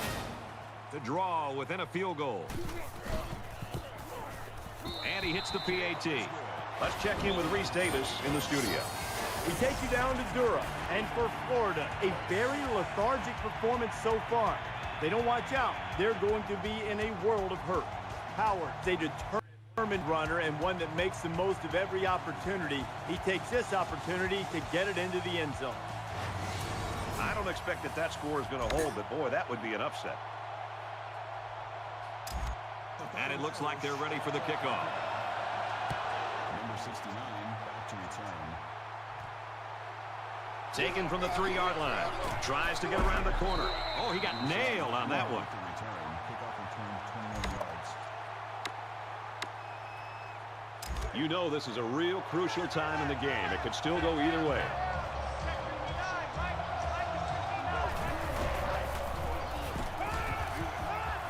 Fires quickly to the tight end. Tackle at the 48-yard line. He's to the 40. Looks like the defense played the run that time. With this offense, you've got to be ready for a pass on any down in any situation.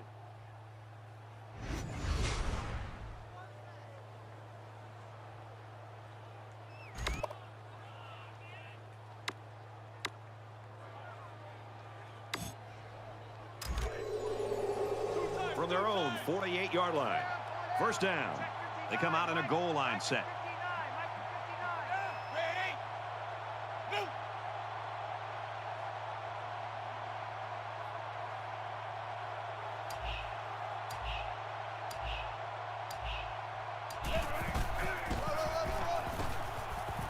He might have a chance.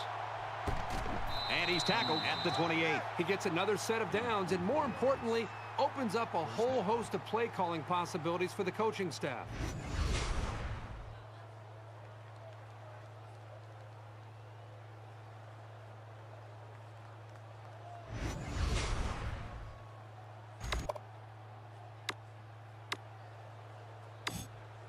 There are 2 minutes to go in this football game. Just under 2 to go in the game.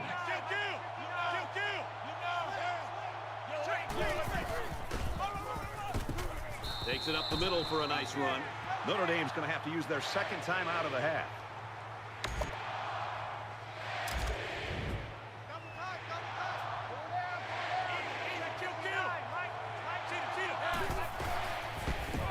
He makes it out to maybe the 23-yard line. Notre Dame's out of timeouts.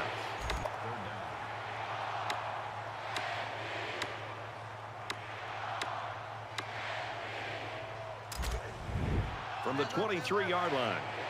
Third down.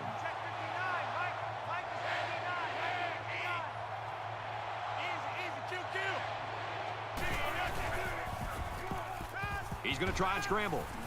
Quick pass, intercepted. Big interception by this defense, and now they hand it over to their offense with a chance to seize the momentum of this game.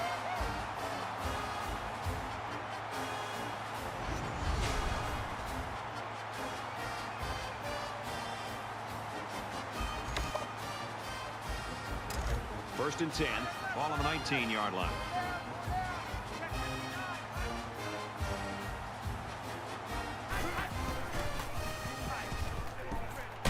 Caught, and he's hit immediately.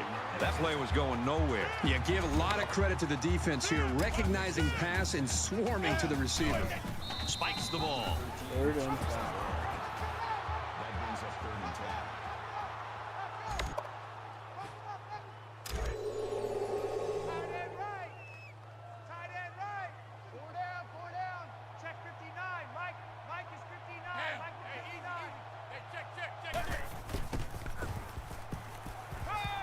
On play action, quickly to the tight end, incomplete.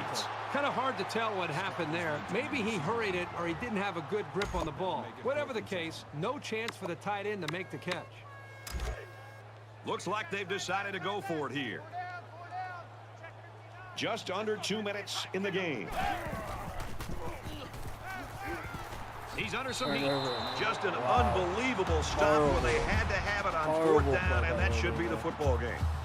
Football will change hands as they fail to convert on fourth down. That's a big-time stop here by the defense. I know we're only in week 1, but this defense looks like they're in mid-season form. The quarterback comes back on the field, and I'm sure he's hoping to make up for that interception on the last drive. I look for the offense to come out with the same game plan as before. You don't make changes after one play. That brings up second and 9. Ball on the 18-yard line.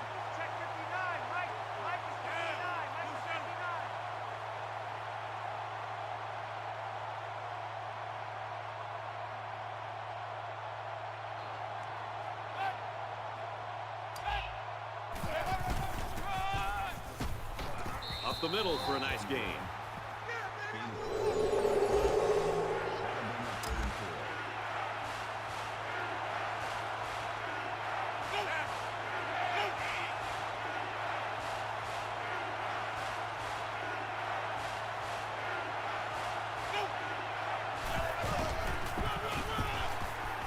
Well, you can see the elation on the defensive coordinator's side of things, and why not? His defense just came up with one of the biggest stops of the game in a vital spot in this fourth quarter.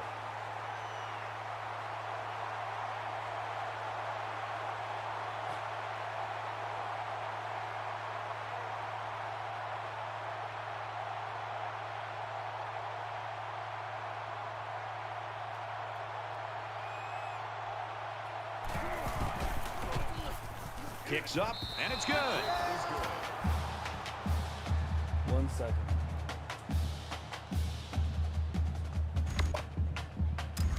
UNLV ready to kick this one off. Edwards back to return.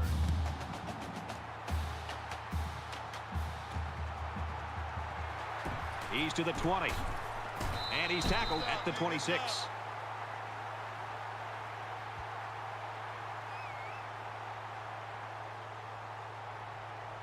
Dockery's play today, I think, shows again why he is one of the best in the country. Sadly for him, they don't get the victory. Well, he puts on a huge performance and his team loses. I mean, hopefully he goes back and he talks to his teammates and tries to really help them get over this loss, because it's not about his own performance, it's about the team losing the game. That brings this broadcast to a close. For EA Sports and Kirk Herbstreit, I'm Brad Nessler. We'll see you soon for another edition of NCAA Football 14.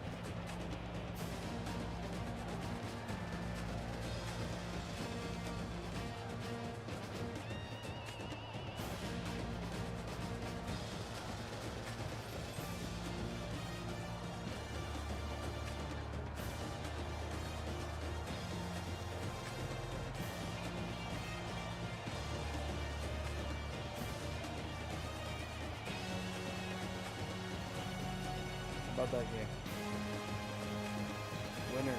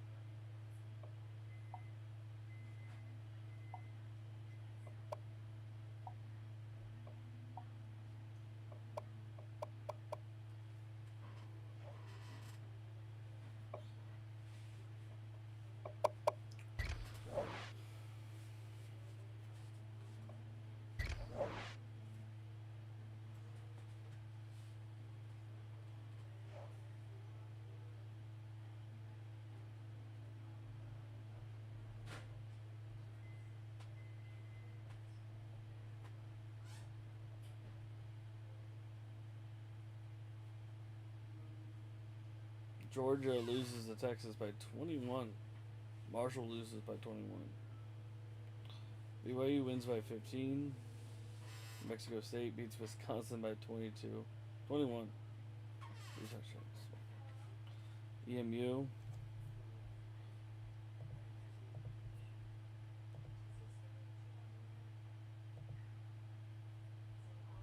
Oh, there's two people out of the race already. Shit.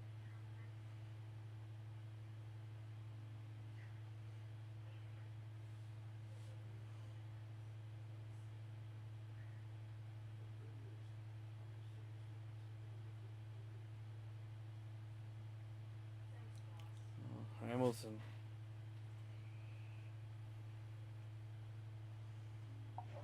Two turnovers, but we didn't lose the game, guys.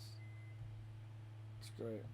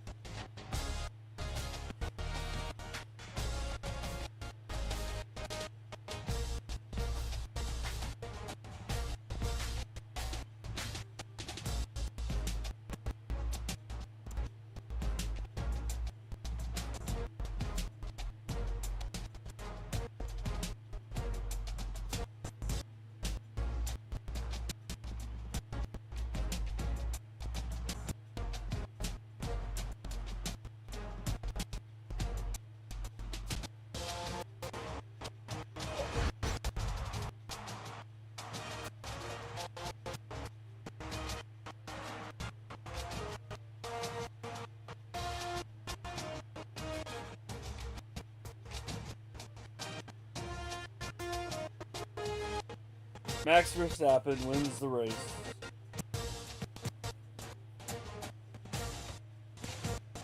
It's like 34 minutes.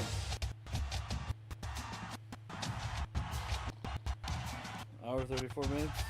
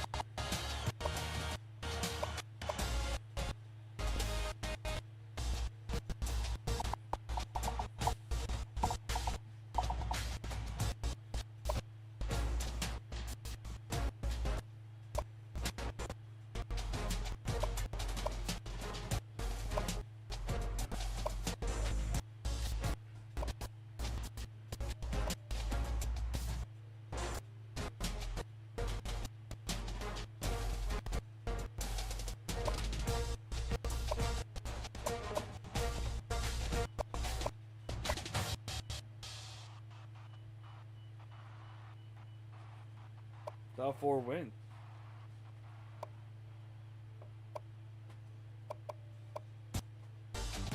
USC didn't play. Houston didn't play. Texas up 3 after beating Georgia.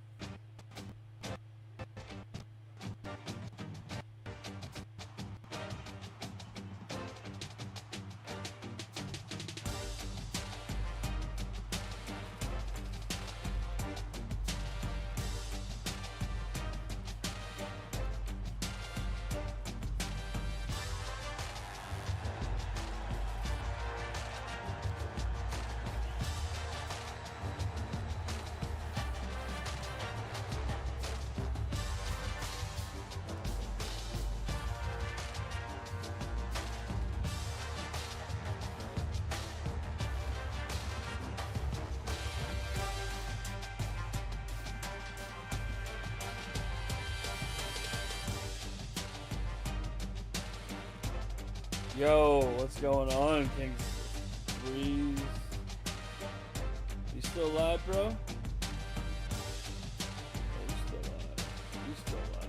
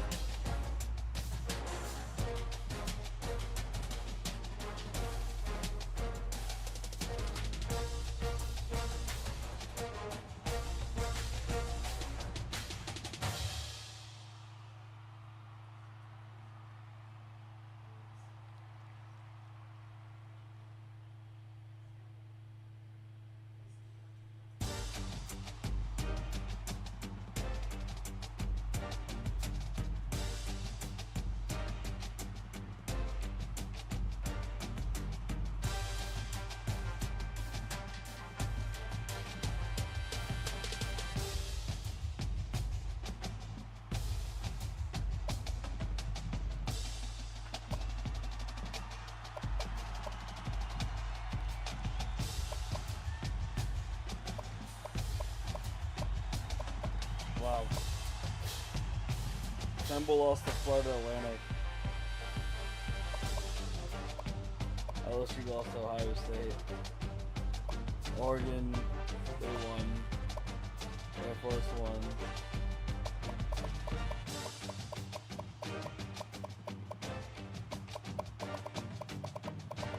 Georgia won, lost, but yeah, they also 21.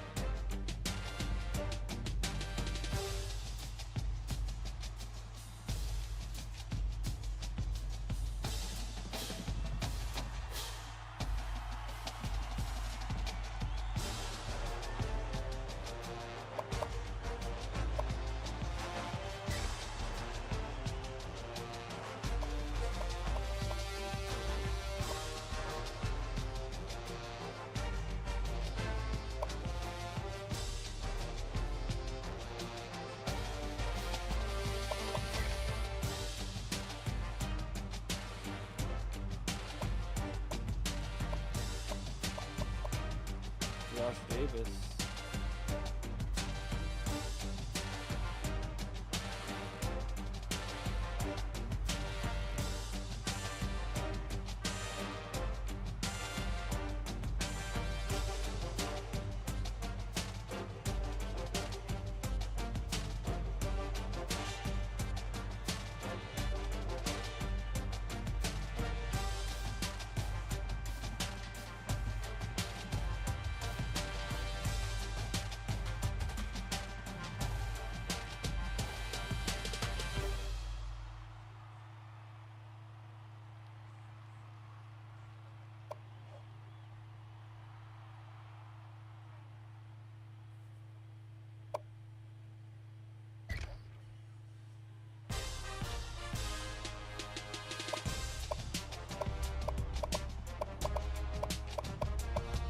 Drop off at 23rd night? I don't think so.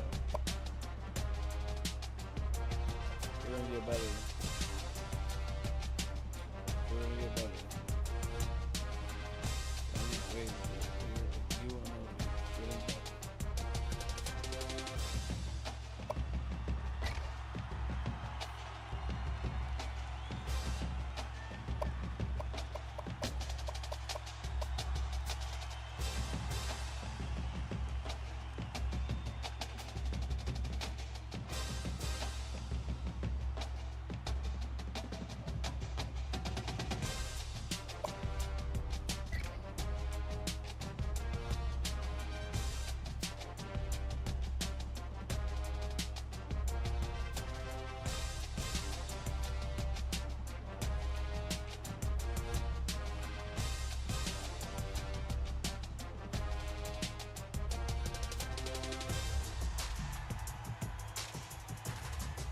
Wow.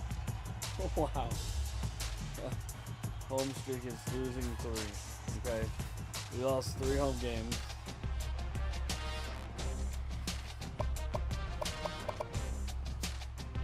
The top is 7. The game winning streak is 11. 11.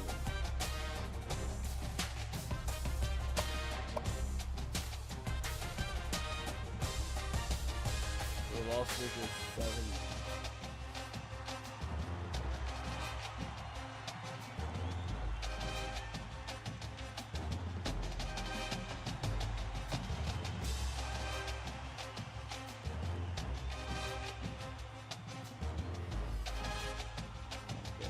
smack it.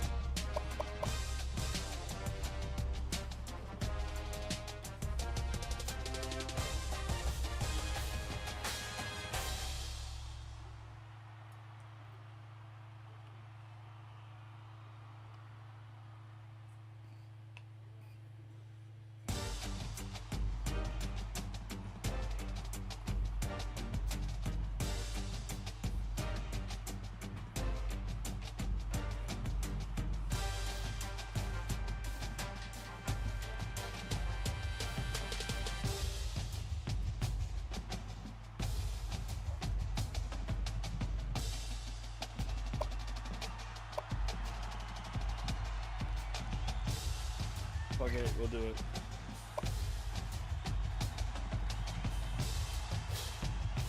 Arrest him then, guys.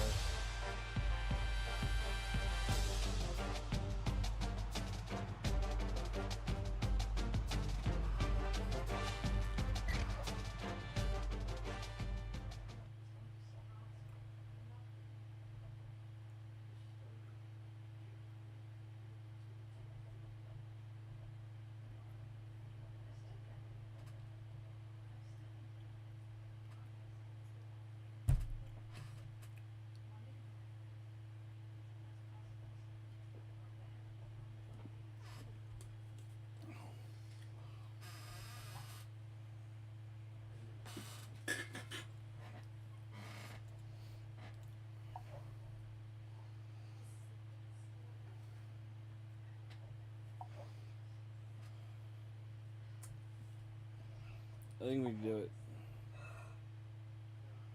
I think we can do it. Glad to have you with us in the studio. I'm Reese Davis, bringing you the EA Sports NCAA Football 14 pregame show presented by Ncaa. Innovation that excites. Ready? In a minute's notice. And it'll only be a minute or so until the Minutemen of UMass take the field in Amherst, and they hope to lock their sights on a home victory. That's going to do it for us here on the pregame show. NCAA Football 14 action coming at you right now. Brett Nessler and Kirk Herbstreit.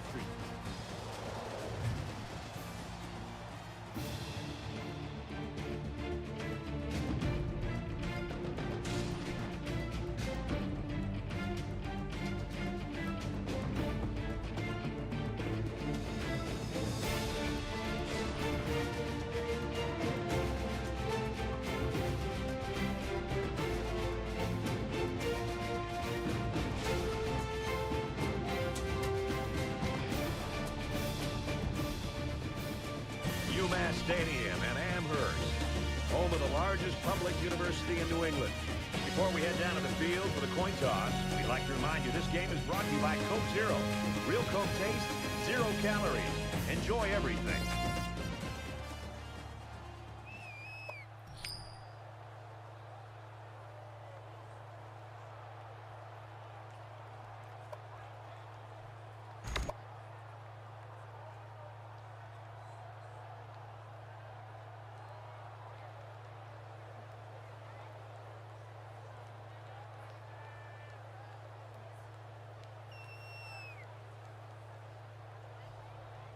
Jacobs is on the field to kick this one off, and everyone in the stadium is ready for this game to get started. From the 5-yard line. Tackle at the 33-yard line. Edwards' mental toughness makes him difficult to rattle when he's on the road. And here he is now, Kirk, taking the field for the first time today. Let's see how he does. And not only is this guy not get rattled, but he's also a guy that seems to have an uncanny ability to quiet a crowd by making such big plays. The quarterback brings his troops out onto the field for the first drive of the game. He's tackled around the 36-yard line. Herbie, we had a chance to see this kid a year ago, and he was sensational. If he's anything like he was last year, look out this season.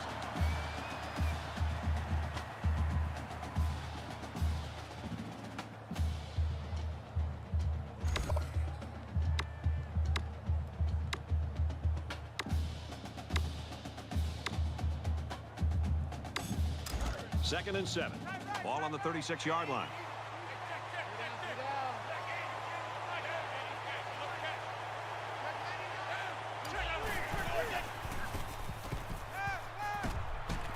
Throws incomplete. Come on. Garcia, the intended receiver on the play. Third down.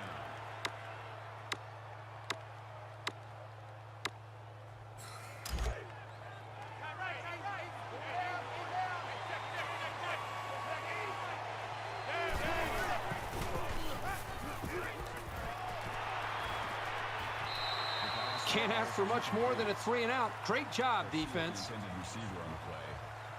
Fourth down.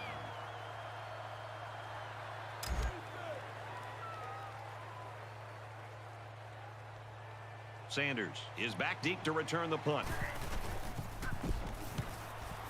It's away. Short punt. Good job by the defense to force a punt on the first series. I'm sure the fans are thrilled to see their guys come up with an early stop in this game. Let's see if the offense can give them something else to get excited about now. Now the offense gets ready to take their first crack at it.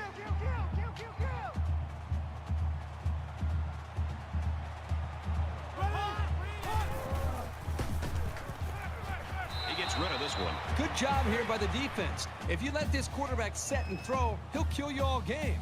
But they got excellent pressure on that play. Second and 10. Ball on the 35.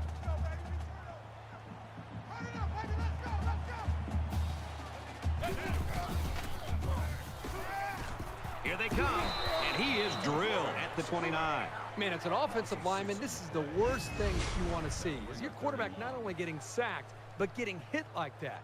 Those linemen better pick that quarterback up and start doing a better job of taking care of him.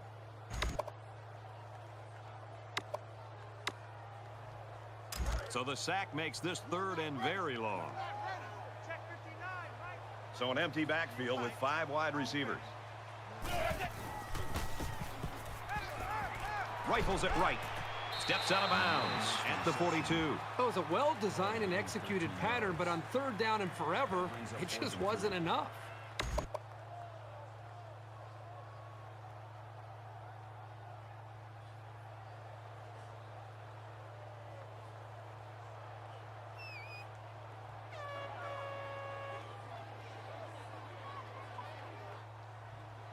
Williams to punt.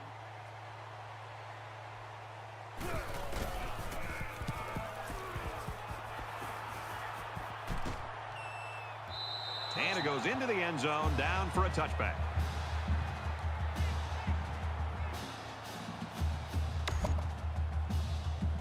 They've got to play with some focus and smarts here. They don't want to make a mistake and suddenly find themselves trailing.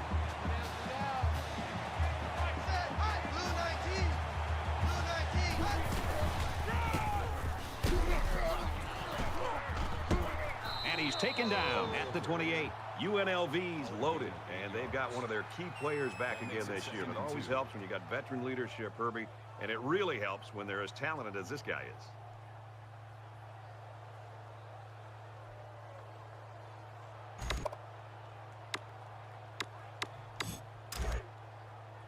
From their own 28-yard line, second down. Nice run up the middle. Picked up a first down on that carry. Yeah, a good job up front by the offensive line. They picked up some nice blocks to allow that back to get in there for some extra yardage.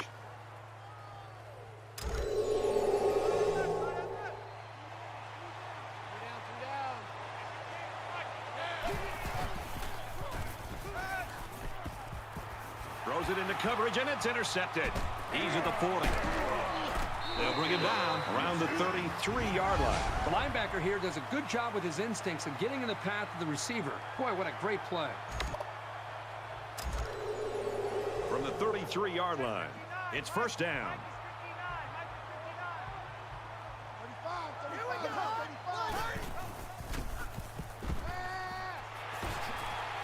Got his man. Can't tack on any yardage. Call it a gain of 7 yards. That'll bring up 2nd and 3.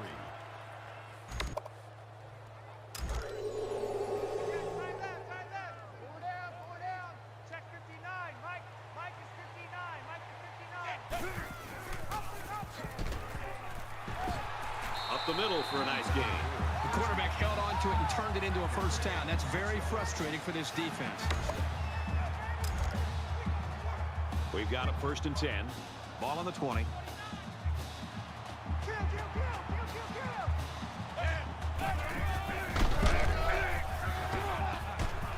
And he's shoved out of bounds at about the 17-yard line. Good for a gain of 3 yards.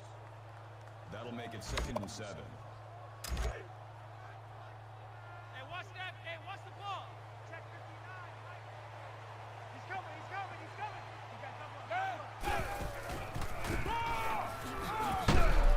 And they get nice yardage on that run. Gain of 7 on the play. That makes it 1st and 10. First down, 10 to go. 10 yards to the end zone.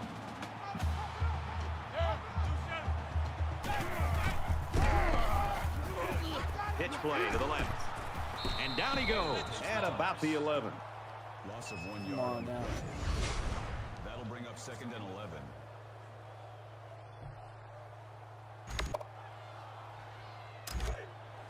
Man left, man left. Four down, four down. Check 59. Let me hear it, let me feel you. And he throws it away.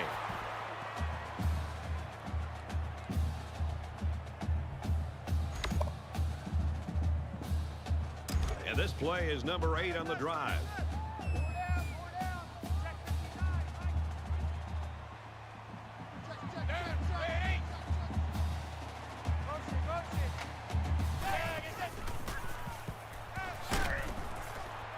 Fires quickly to the tight end. Touchdown.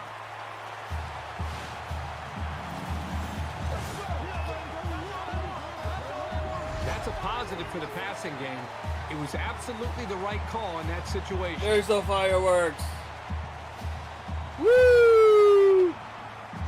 Woo!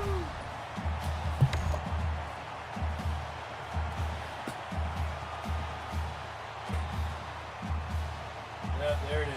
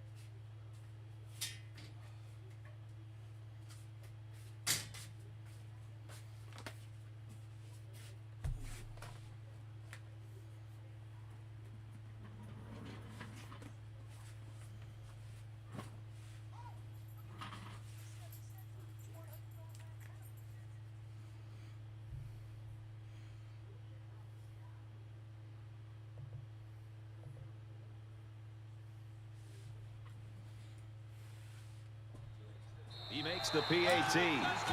It was a 7-play, 33-yard drive, and it results in a touchdown. Brad, I thought the offense did a really nice job of mixing up the play calling on that drive. I thought the defense was on its heels most of the drive because of the versatility of the offense. So the score now, 7-0. Jacobs has the ball all teed up, and he's ready to kick this one off. He's to the 20. He makes it out to maybe the 23-yard line. UMass's defense is playing lights out right now and pitching a shutout. Yeah, I would not be shocked at all to see this defense be able to maintain this. Just the way they're playing, the attitude that they seem to be playing with, if they can maintain the energy and the awareness of this offense, there's a very good shot that they could shut this offense out. Offense comes back out looking to improve from their last effort. He can't dwell on the interception.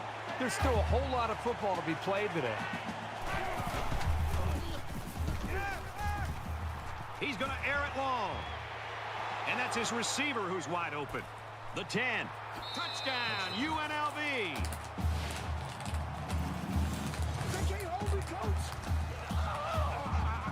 Excellent play here by the quarterback, making the proper reads and finding his playmaker for the score. It makes for an easy completion when you've got a guy who's that wide open.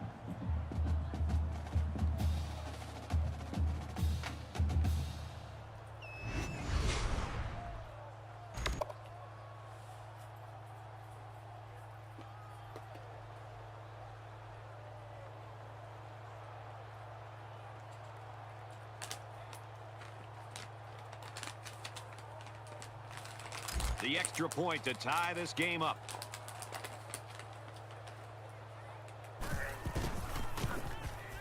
And he converts the extra point.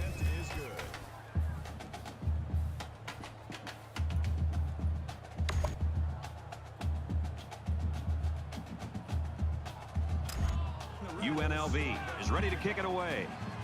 Sanders back to return. Sends it sailing downfield. This one's going to be down in the end zone for a touchback.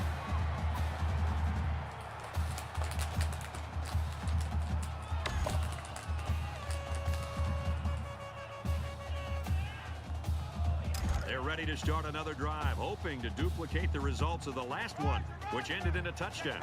I love to watch a quarterback when he can really get into sync with his wide receivers. These guys have worked all week on their preparation to attack this defense, and right now it's really paying off. He gets it out to about the 47-yard line. The offensive lineman played that one perfectly, giving the tailback plenty of space to work with, and he took advantage of it.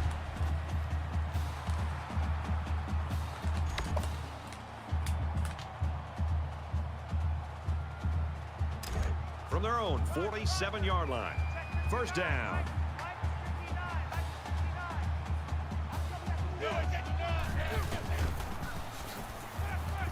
He throws left, and they couldn't hook up on that one. You know, Brad, this is one of those plays where the quarterback just wants to apologize to the wide receiver, maybe every other member of this offense. But the wide receiver, if he's smart, will come up to that quarterback, tell him to forget about it. Let's move on to the next play.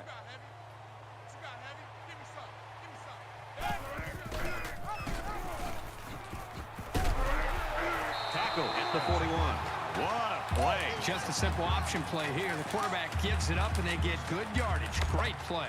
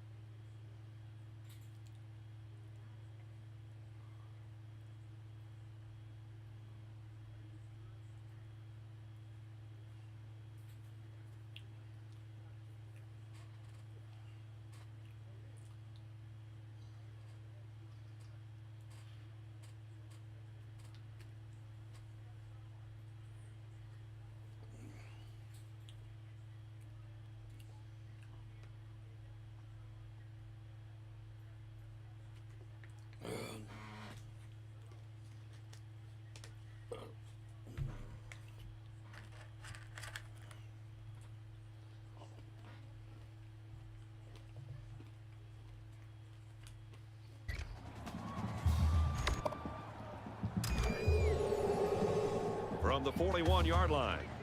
First down.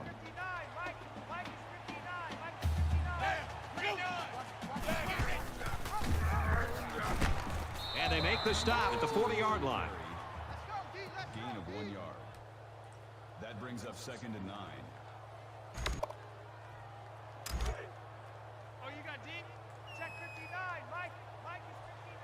They spread the field in the gun with 5 wide receivers.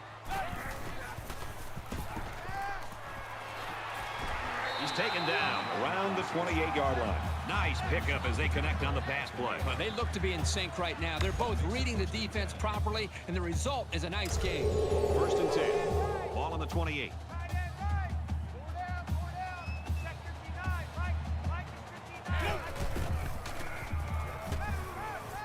Overstreet fakes a handoff, fires quickly to the fullback.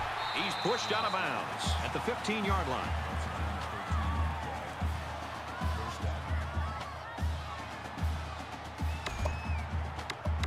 Here's the 8th play of the series.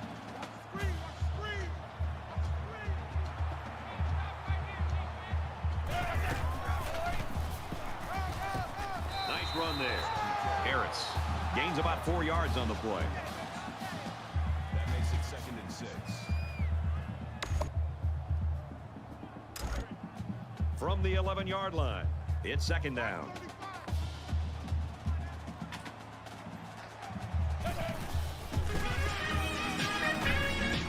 He's tackled at about the 9-yard line. Splitter, what's going on, buddy? Not much gain Good on that to play see because you. his safety did a wonderful What's job going getting up on? there, making a good tackle on the ball Splitter carrier. with the raid. What is up, ladies and gentlemen? This is the 10th play of this drive. Splitter crew. To the masters. Closing Scout man, what's going on? Thank you for the follow. Degenerate into something fool. We just got tired of doing what you told us to do. That's a brace, boy. Yeah. That's a brace, little man. Break it down. That's weird. That's fucked up. You gotta get Swifty. I don't know where it is, but thank you for the raid. Thank you for the raid, Splitter. Good to see you. And Frozen Scout, thank you for the follow. Yeah, hope you guys are all doing well. Just watched the race a little bit. F1, the Formula 1 race that happened out here in Vegas. And, yeah, Max Verstappen won again. And then we're here playing our 2nd game of year 2 at the great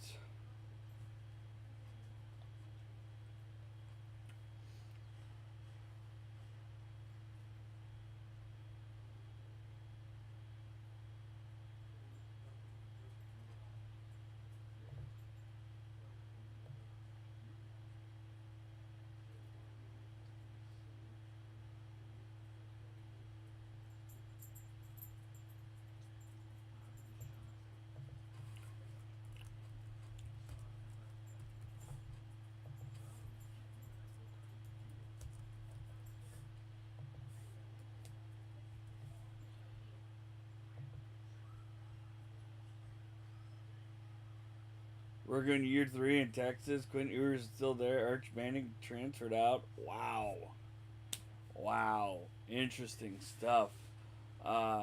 We don't have anyone really for chat. And we have a couple people in chat. This is a viewer dynasty where we make our viewers in chat as people. So if you guys would like to get in on the UNLV dynasty, which we just left Old Dominion, who we won back-to-back championships at. Before that, it was Notre Dame. And before that, it was Colorado. And before that, it was Michigan. So, yeah. We're here at UNLV now. Against UMass. We're independent. Fires out to his receiver. Brought down right around the 8-yard line. Davis gains about a yard with a short completion. So I hope you guys are all doing well. So it's 4th down. They're going to go for the easy 3 here. Thanks again, Splitter. UMass could take the lead with this field goal. Besides the stream, besides kicks up and it sails through the uprights. And you got to think they're pretty happy with holding them to a field goal. I'm the real tight spot where I stream. I like to play a lot of different games. We're gonna do some wrestling tonight, but I feel like we started with this. We started kind of late because I was watching AEW and also on the call for Summer Radio, Summer Gamer. Guys, wait for Summer to come back. He's been banned for 24 hours. For sex.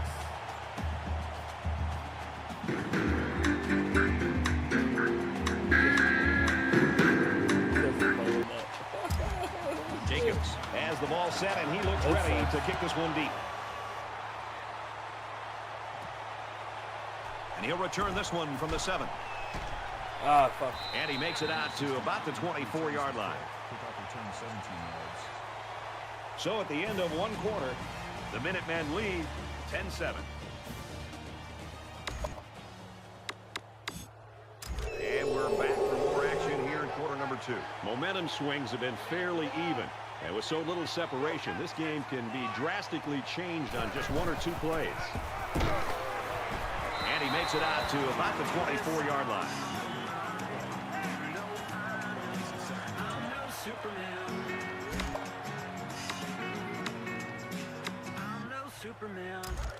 From their own 24-yard line. 2nd down.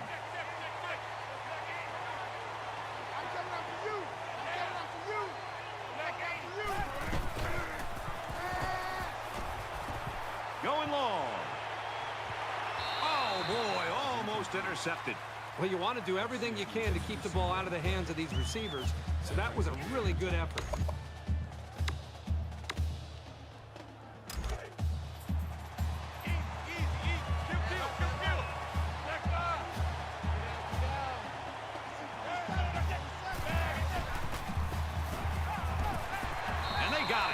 He just blew past the blockers and dragged the quarterback down. Boy, excellent play by the defense here. A few extra seconds, and those receivers might have been open.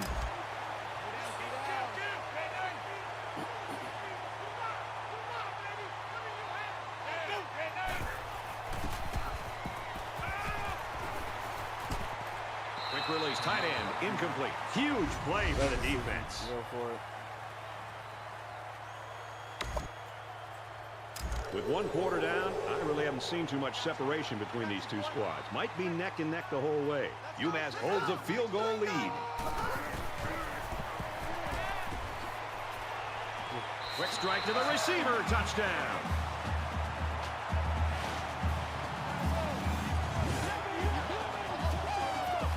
And a nice catch by the receiver for the touchdown. Anytime you're near the red zone, you got to keep an eye for this guy. They love going to him down here. That's perfect timing between a quarterback and his wide receivers.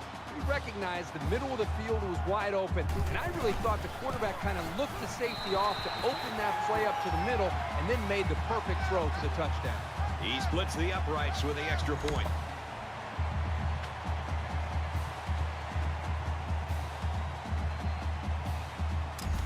And it looks like they're ready for the kickoff.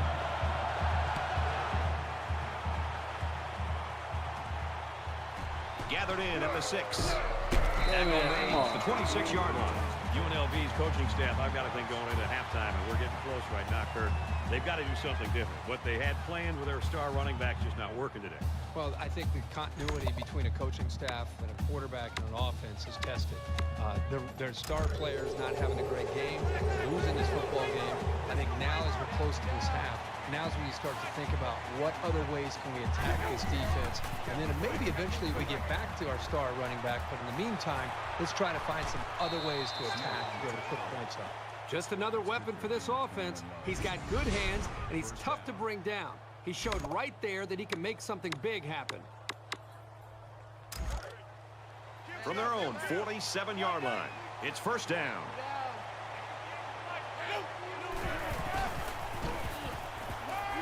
Throws quick to the receiver, and it falls incomplete. A halfback is usually not used to making throws like that. Well, that's true, Brad. That was a tough play for this young man to make.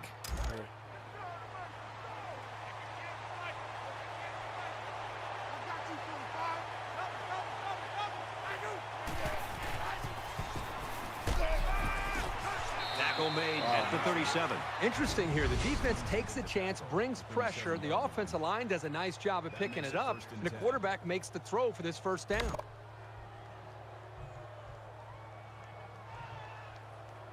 Thank you all for being here. Hope you guys are all having a great night. First down, 10 to go.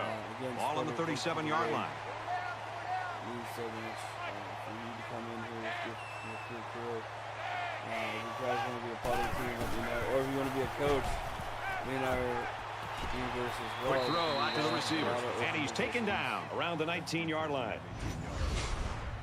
First down.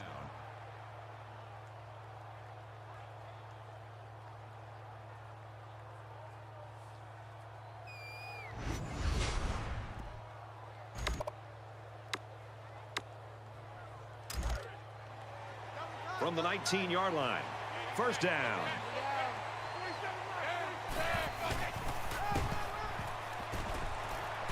He makes his way out to about the 6. Call it a gain of 13 yards. That makes it first and goal.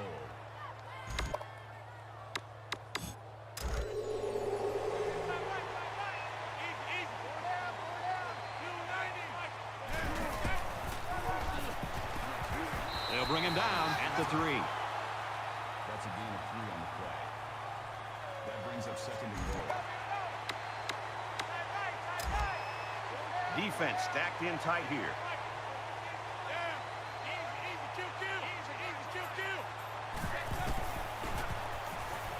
Off play action. Now he's on the move.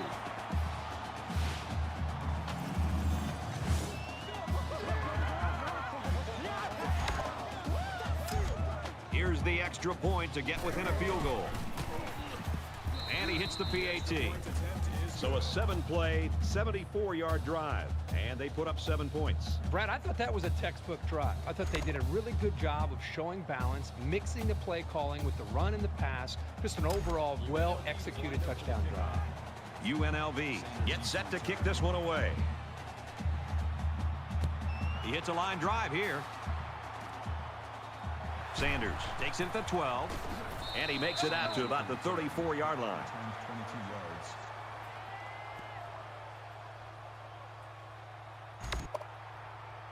In a game that's this close, you can't afford to waste possessions.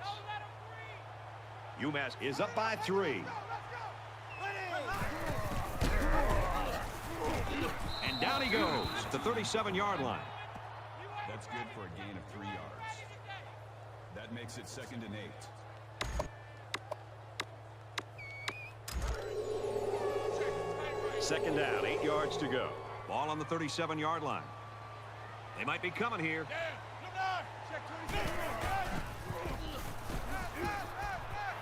And a quick throw. He's at midfield.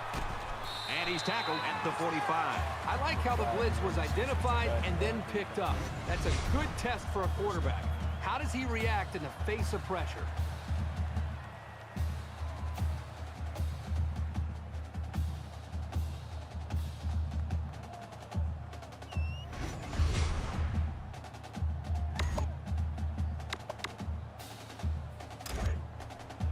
From the 45-yard line. First down.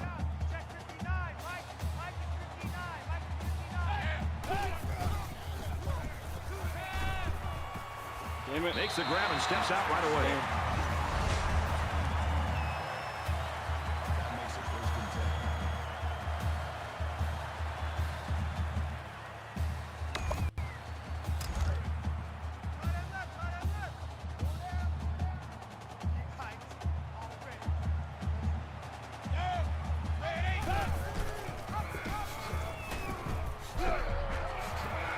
10. He gets out to about the 17-yard line. Up second and 1.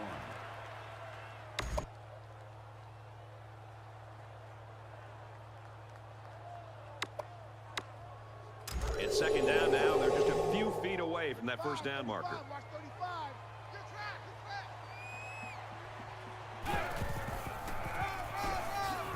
The 10. Big play there, and now they're looking at first and goal. That makes it first and goal.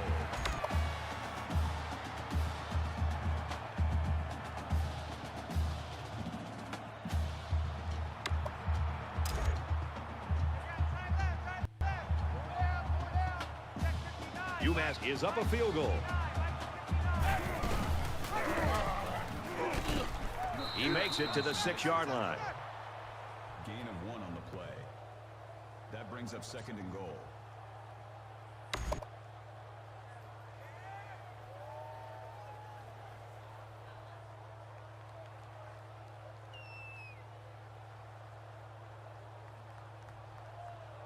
That brings up a second and goal. Ball on the 6-yard line.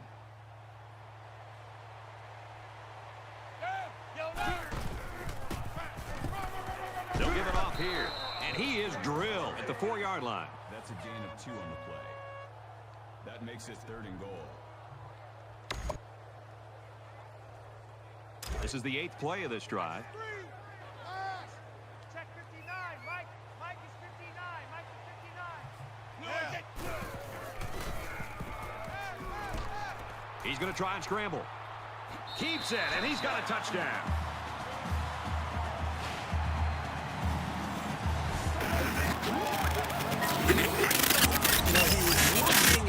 And he finally said to himself, you know what, I'll just take this thing myself. Nice decision making.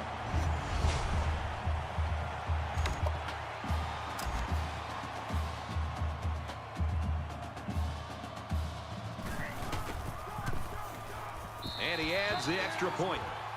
An 8-play, 66-yard drive, and they get it in for 7. Jacobs has the ball all teed up, and he's ready to kick this one off. He'll return it from the 3. Gets to about the 24-yard line. Well, this is turning into a shootout here. Now, remember, the last time we saw this offense out in the field, they answered the bell and scored a touchdown. Can they do that now a second time? I think we saw the effects of what a long drive can do to a defense the last time this offense was out on the field. They took that football and drove the length of the field to put points up on the board. And I think it really started to affect not only just the psyche of this defense, but maybe even the conditioning where they started to get a little bit fatigued. Zipped it out, and that was almost picked off. Almost a big play. He patrols the deep part of the field like a center fielder, though he didn't make the catch like one.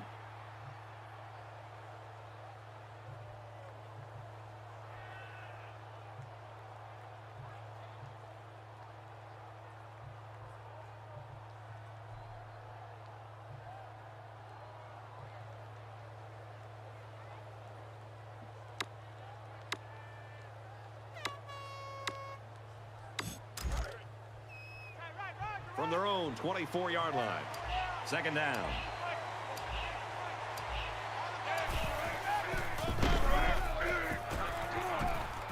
Gains his way to the 36-yard line. Called a gain of 12 yards. First down.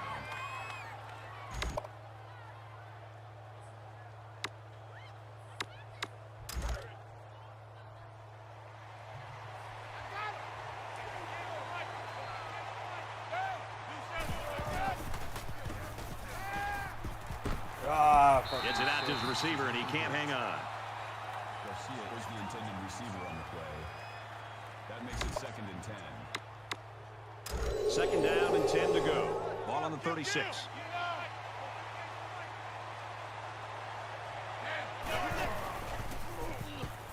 He scrambled.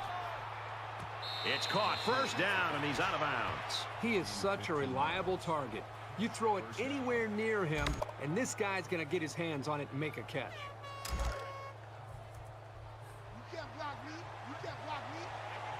They'll line up with 5 wide receivers.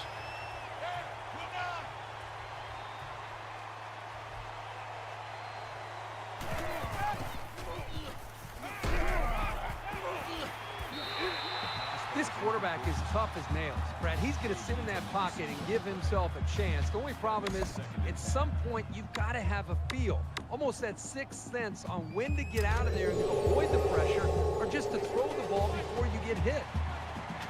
From the 49-yard line, second down. Dangerous throw.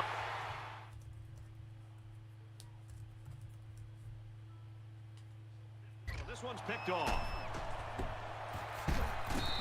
Well, that's exactly what this defensive coordinator wanted to see. Somebody come up with a big play. Right when it looked like this team might be able to get back in the game, they come up with the big interception and maintain the momentum here in the first half. First and 10. Ball on the 46. And they make the stop right around the 46-yard line. Around an 8-yard pickup on the slant route from the quarterback. UMass is going to use their first time out of the half here.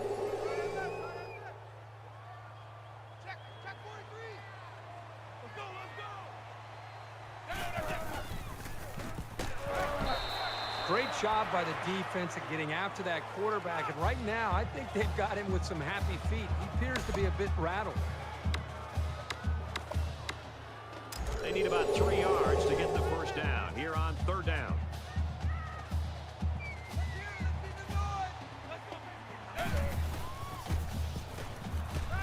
With the pass, incomplete. Davis, the intended receiver on the play. That brings up 4th and 3.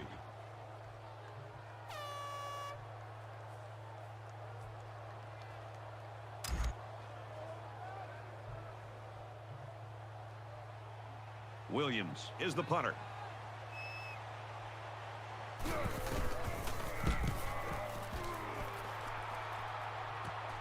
He's got the corner. He's tackled at the 24-yard line.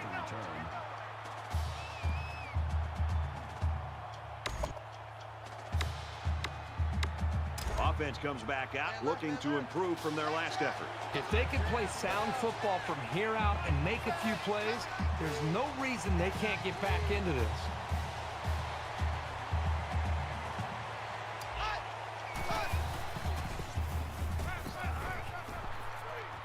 Sends it out quick, intercepted at the 30. He's tackled at the 25-yard line. That's the last thing they needed to happen was an interception. They're trying to fight to get back into this game, and to have that miscue, now it's really up to their defense to try to help them out. From the 25-yard line, it's first down.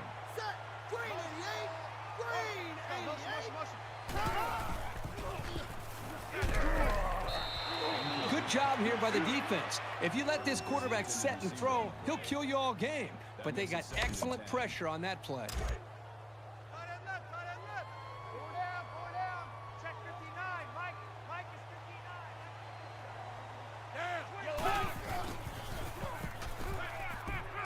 Fires out quick, it's picked off. Ah, come on. What kind of call is that? With a big lead, you're throwing the football, and the interception here could end up costing you.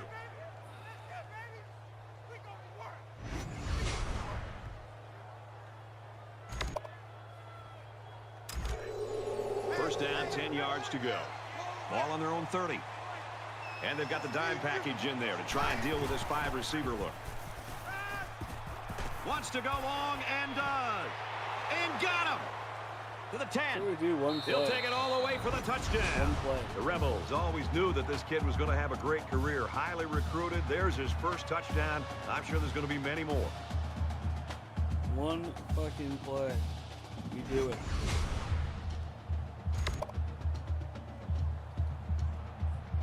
Here's the extra point to draw within 3 points. And he converts the extra point.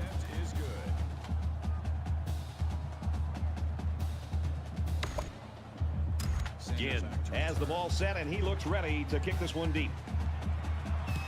He kicks it off, and he got all of that one. He's to the 20. Tackle at the 23-yard line.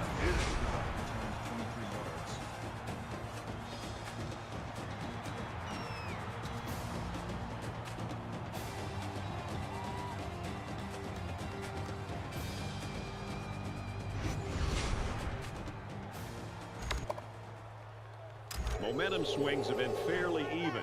And with so little separation, this game can be drastically changed on just 1 or 2 plays. UMass has a 3-point lead. Brought down at the 19. There was just no daylight on that play, and the defensive lineman was the reason. Well, that's one way to get involved in the game. Great stop in the backfield. It's second down now and 14 to go. Ball on the 19. And they've got all their DBs in there to match up against the 5-wide set. Incomplete pass. You know, I think the quarterback got so excited to make this throw that I think he just put too much on the football. His receiver was open. He just misfired. Man left, man left. 4 down, 4 down. Check 59. Mike is 59. Let's go. Tackle at the 20. The Rebels use their second timeout. That'll make it 4th and 14.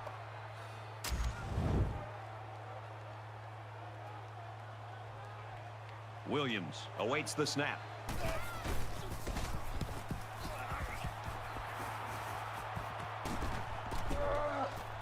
And down he goes at the 49.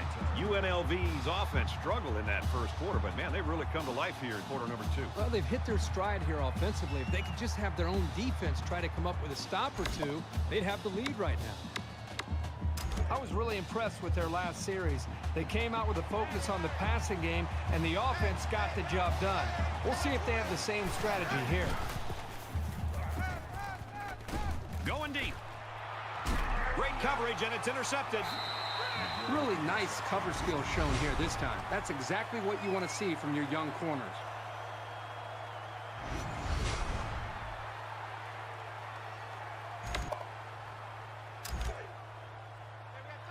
They line up at the 6.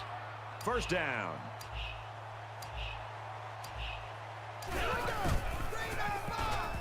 He might have a chance. He's to the 20. He gets hit out of bounds at about the 21. That makes it 1st and 10.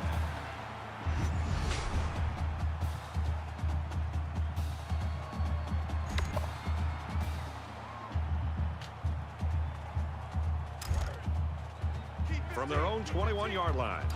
First down. UMass holds a field goal lead. Gains his way to the 29-yard line. Gain of 8 yards.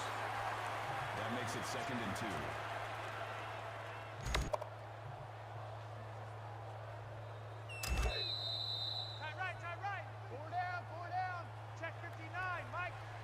I'd say the offensive coordinators definitely showed their wares in that first half. The Minutemen lead 24-21. Hi, everybody. Glad to have you with us on the EA Sports NCAA Football 14 halftime show presented by UNLV. All right, Reese and David, welcome back, everybody. Just about set to start the second half. Sends it sailing downfield. This one's going to be down in the end zone for a touchback.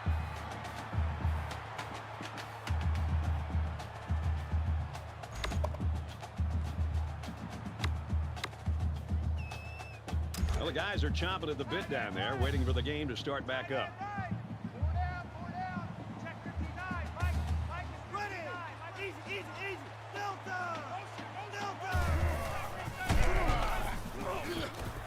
He gets out to about the 25-yard line. No gain. That makes it 2nd and 10.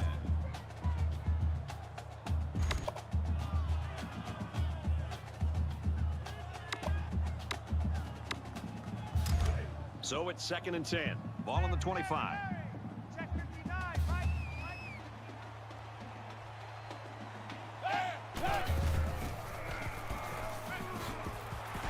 They'll bring him down at about the 33-yard line.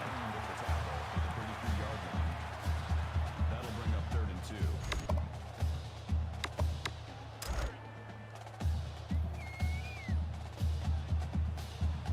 2. UMass is up by 3.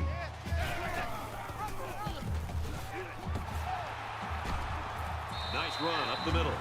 So the halfback picks up the first down there with that 6-yard gain. It's a nice option play here by the offense. Running back took the pitch and got a nice gain to move the chains. First down, 10 to go. Ball on the 39-yard line. They come out in a 5-wide set. Finds his man, and they take him down immediately. At the 44-yard line. That brings up 2nd and 5.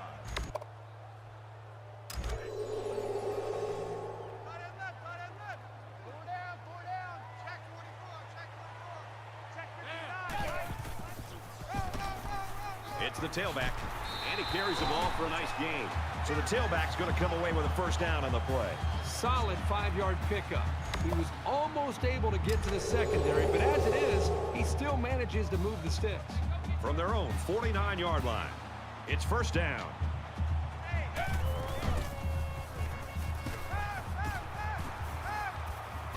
Has time. And they bring him down for a sack on the play. UNLV's awfully happy that talented youngster's on their side. He was highly recruited out of high school because everyone saw him as a potential devastating pass rusher. Ladies and gentlemen, there's number 1.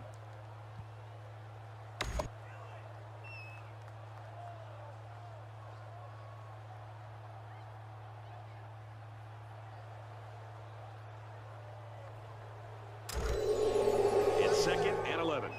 Ball on the 48.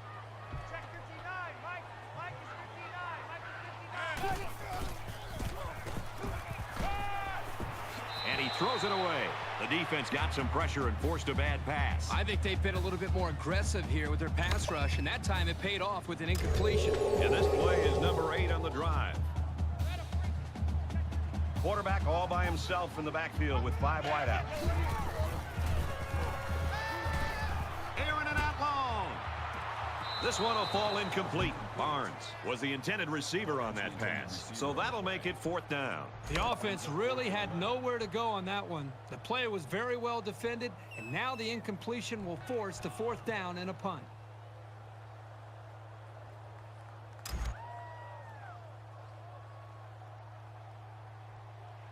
Williams is waiting for the snap.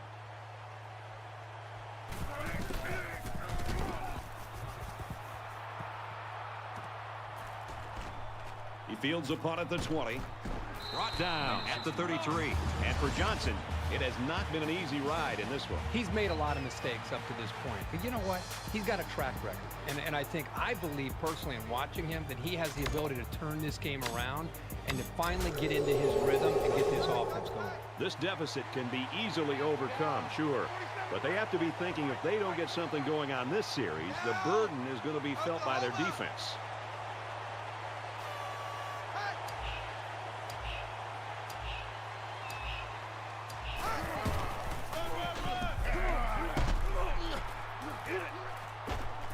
Gains his way to the 49-yard line. Call it a gain of 18 yards. That makes it 1st and 10.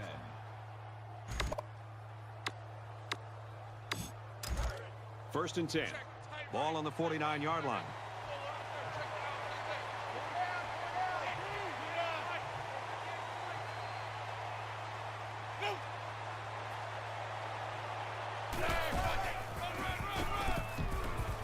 Takes it up the middle for a nice run. Gain of 4 yards. That'll make it 2nd and 7.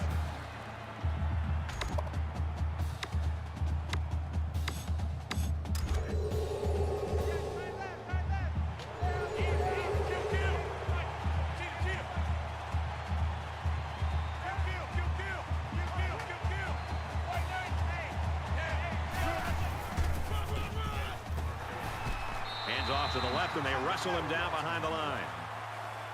No gain on the play. That makes it 3rd and 7. 3rd down, and they need to get it down to the 39.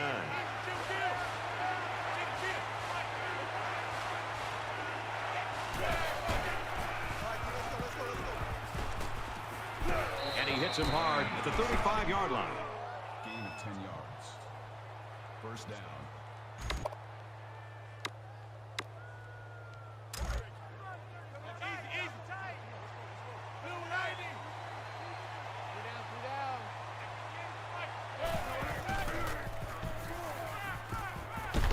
Makes the grab, and he's got the first. And down he goes at the 23. Gain of 12 yards. First down.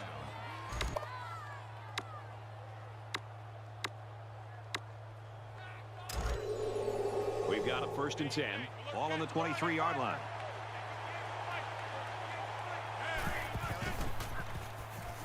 Now he tries to buy some time. Fires quickly, and he's got his man. Tackle made right around the 6-yard line. Gain of 17 yards. That makes it 1st and goal. Man left, man left.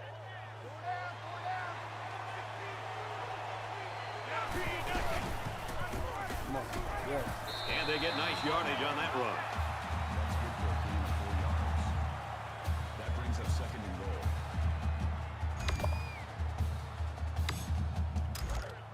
That brings up a 2nd and goal. Ball on the 2-yard line. They put everyone up on the line. Gets away from him. Touchdown.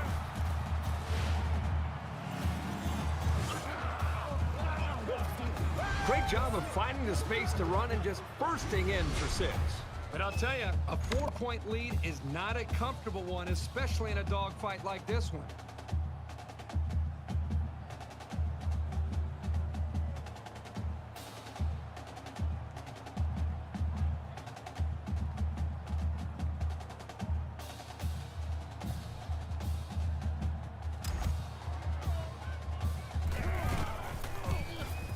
He makes the PAT. An 8-play, 67-yard drive. And they come away with 7 points.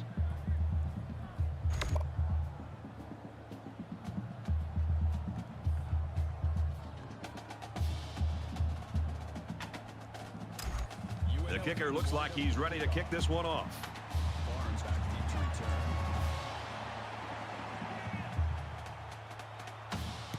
He sends this one deep. And it goes into the end zone, down for a touchback. The Rebels defense, I thought they looked lost in the first half, and it seems like they finally found their bearings here in the 3rd quarter. I think they were confused in the first half, and I think they've made the right adjustments. And right now, boy, they're playing with an attitude, and I think they're really attacking this offense much better than the way they look early in this game. There's still plenty of time to keep running their offense as usual here. I don't think they need to feel any anxiety about trailing. He's taken down at the 24. There was a little bit of running room, but once the defense had sized up the play, it closed in a hurry.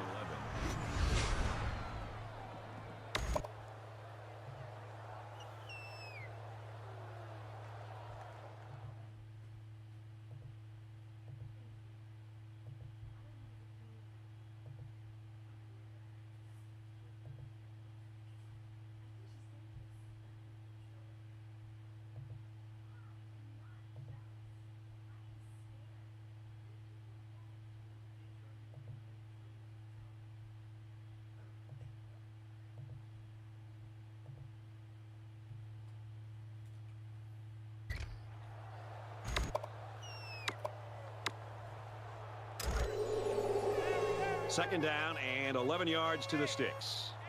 Ball on the 24-yard line.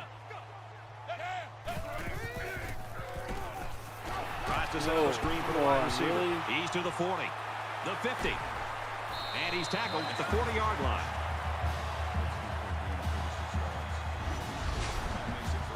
It's the most dumbest thing ever.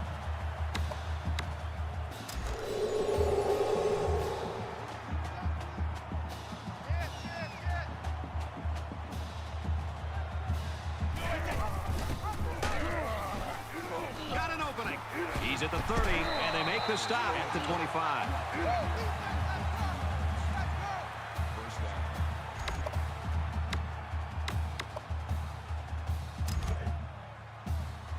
From the 25-yard line. First down.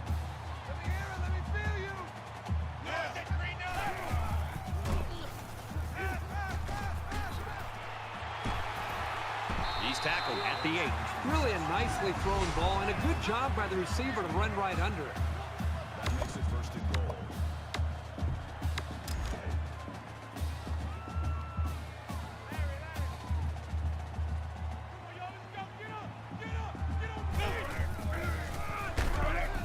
Harris, left side. And he's taken down at about the 5-yard line. Gain of 3 yards. That brings up 2nd and goal.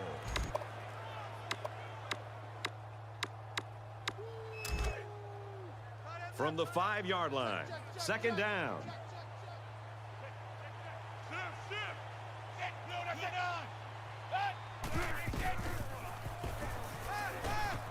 Just throws this one away. Brad, I just think this quarterback's got to do a much better job of being able to read that defense and make quicker decisions. And especially when the defense starts to get pressure, you've got to either get rid of that football or check it down or take off and run with it.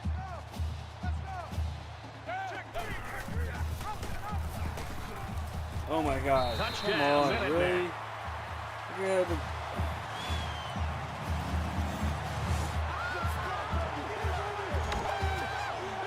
Trying to go up by 3. They'll kick the extra point. And he adds the extra point.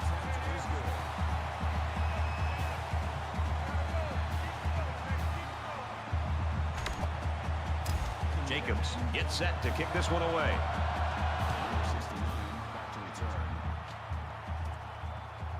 Fielded at the 9.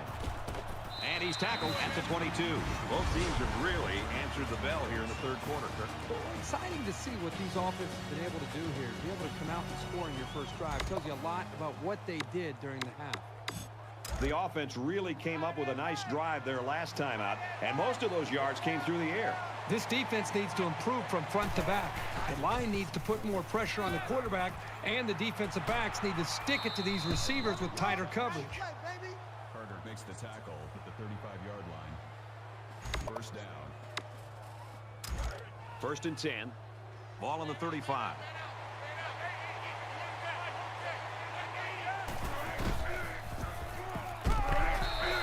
Great pressure on the quarterback forced that incompletion. Boy, they really pounded him on that throw. That makes it 2nd and 10.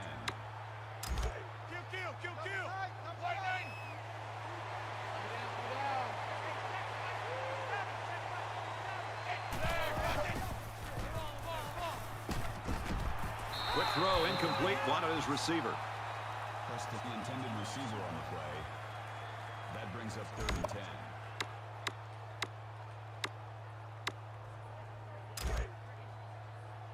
From their own 35-yard line. It's 3rd down. They'll spread the field here. Let's see what the defense does with a 5-wide outlook. Brought down at about the 47-yard line. That's a great job by both the quarterback and the receiver. The quarterback made a great read and throw, and the receiver split the zone coverage with a beautiful post route. Well done. And they've got all their DBs in there to match up against the 5-wide set. Tackle at the 20.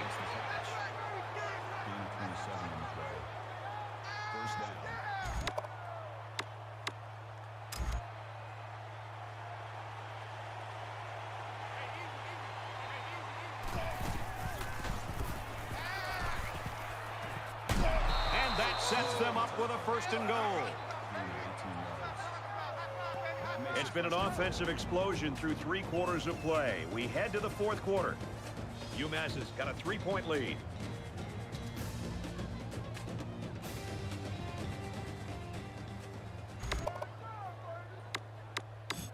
Back in this very pivotal 4th quarter.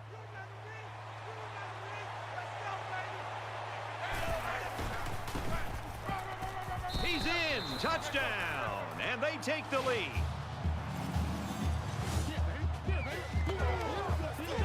Still a long ways to go here in the 4th quarter, but that score has certainly put them in a great position to win the football game.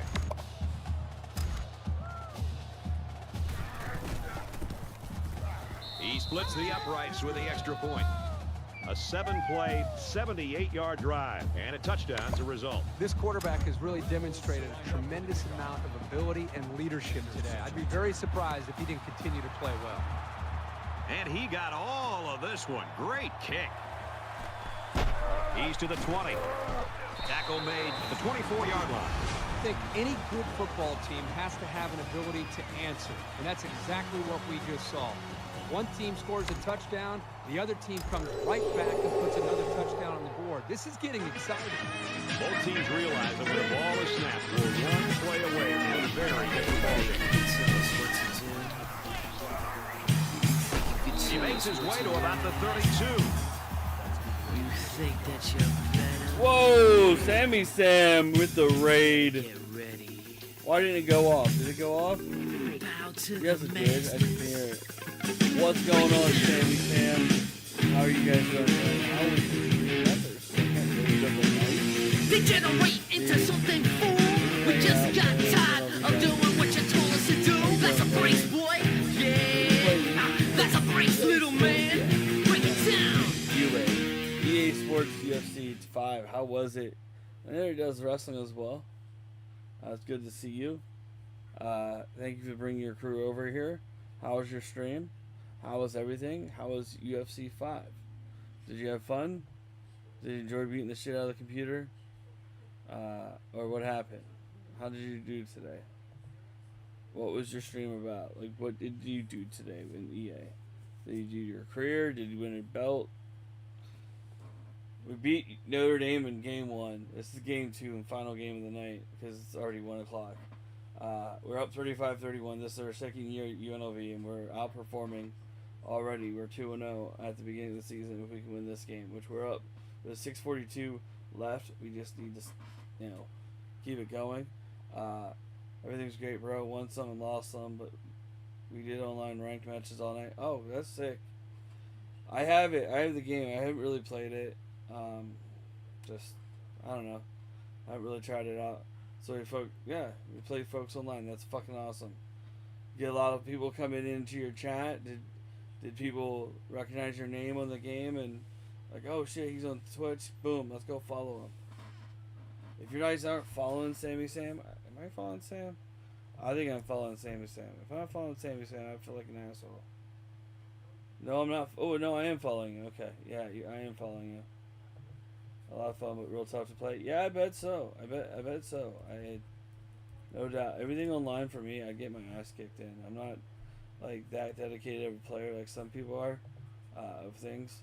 But I would love to be better. But I don't have the time, the hours, and the attention span to do it.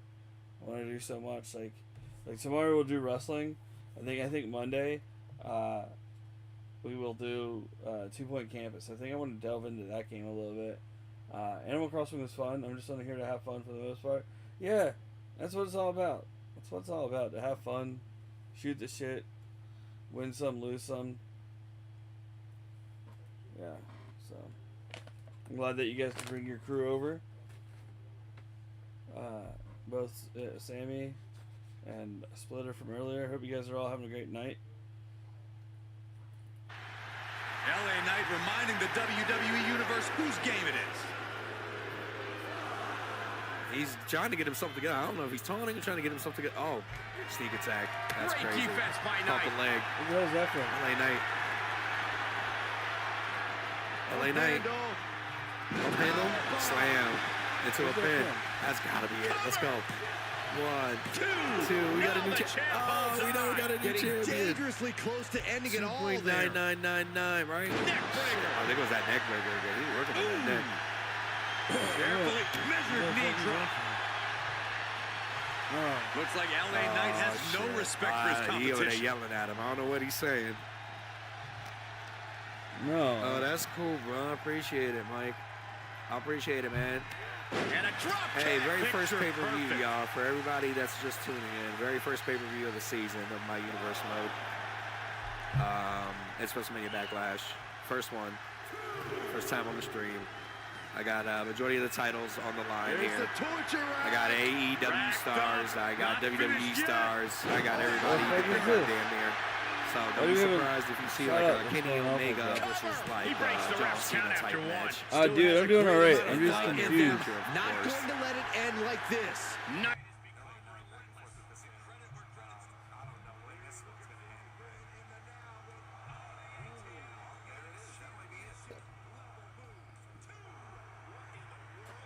I don't know what's going on. Whose stream is playing? Sam, is that you?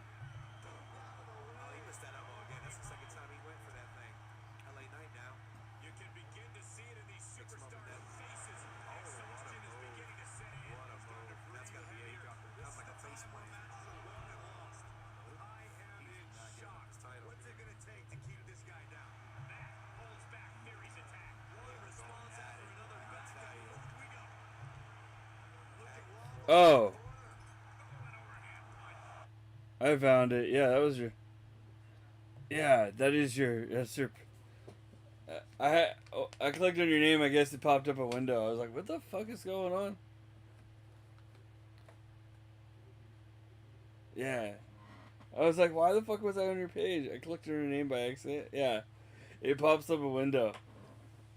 I'm like, what am I doing? Why am I listening to that? Why am I hearing for things? Even though I just gave you a shout out. I'm like,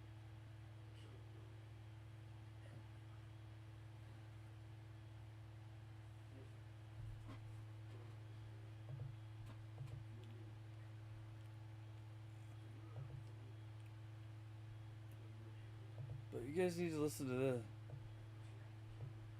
This is fucking sick. This is my friend's version of Eleanor Rigby. Fucking sick. Let's win this game. They need about 3 yards to get the first here on 2nd down.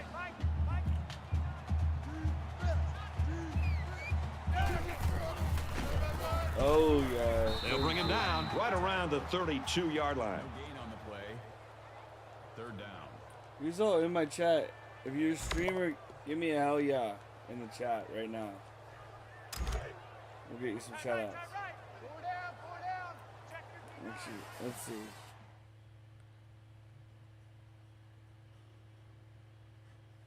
See who's live.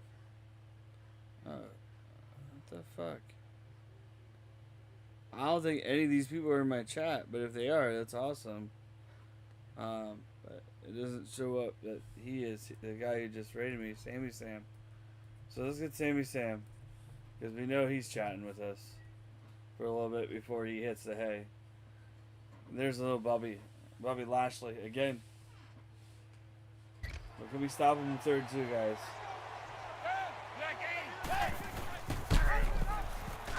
The question is, And he tackles him hard at the 32. Yes, we do.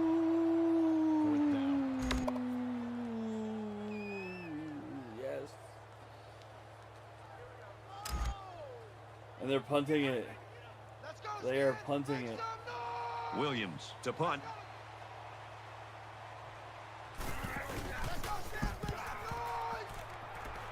Ronnie Seaman. That's the name of the guy. He makes it to the 38-yard line. Both teams are kind of struggling to take control of this we have game. a lot of players. This is only our Obviously, they're second game of both the year, very, so very competitive the with name one of the another. player It can just change seems that easily. the lead is So going back and let's forth do it. If between you want the to two play teams. in this universe, get on it right after this game. No points seeded for the night. It's a holiday season. A score here might effectively You guys end are this also one. doing some UNLV fundraising is up by stuff. 4. Yeah, it should be great. Makes it out to maybe the 40-yard line. That makes it 2nd and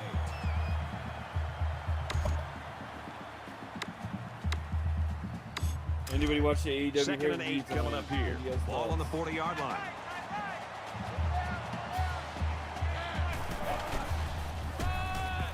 And down he goes at the 43-yard line.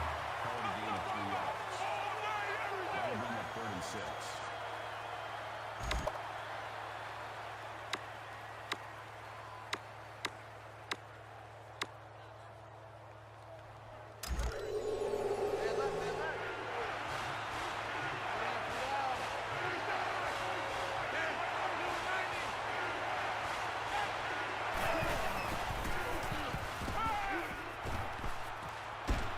Quick pass. Tackle made right around the 40. Dude, the Rams actually is Gain of a 17 camp. yards. 1st down. Oh, you definitely missed it? It was good. It was a good pay-per-view.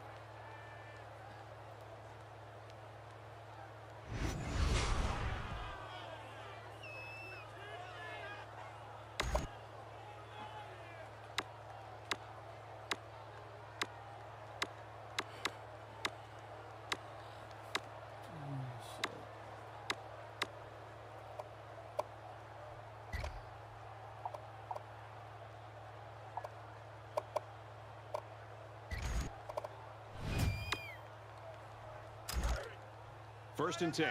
Ball on the 40-yard line.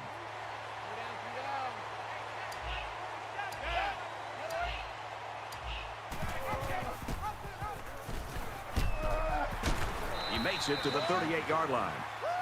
Call it a gain of 2 yards. That makes it 2nd and 8.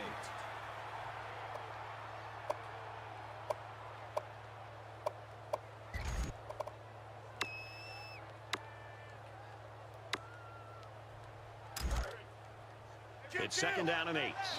Ball on the 38. UNLV is up 4.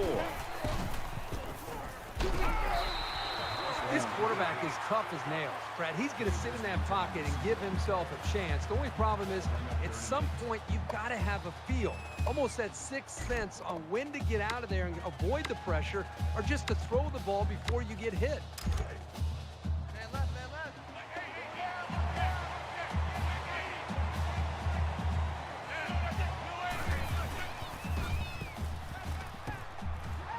He's taken down around the 23-yard line. That's a gain of 15 on the play.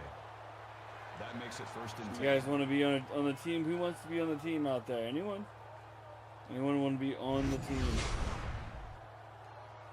We're going to be 2-0, guys. 2-0. We're going to win this.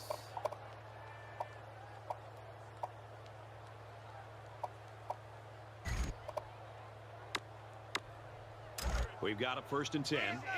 Ball on the 23.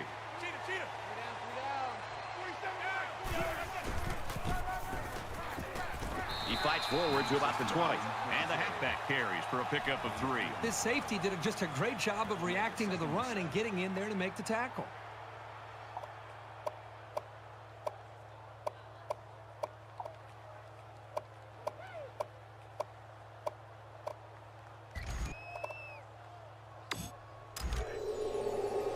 Second and 7. Ball on the 20-yard line.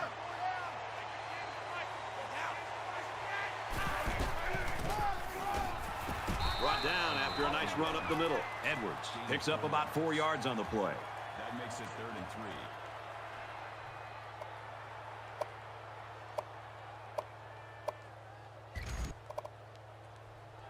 3. It's the 9th play of the drive. Just under 3 to go in regulation. The 10. And he carries the ball for a nice gain. Call it a gain of 7 yards. That makes it 1st and goal.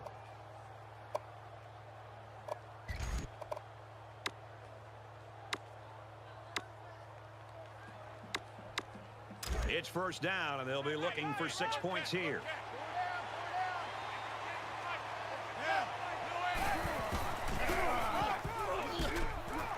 Touchdown, Rebels. That's the game, guys. That's the game. There's no way they can come back. 2 wins. 2 wins in a row. That's the first. 1-2. So the offense will stay on the field and attempt the 2-point conversion. The Rebels will use their first time out of the half.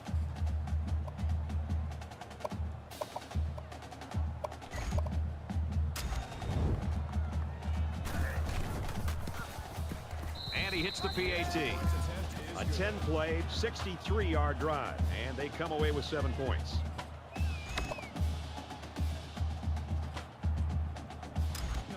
Ginn has his kick team lined up, and he is set to kick this one off. Nice kick, plenty of distance.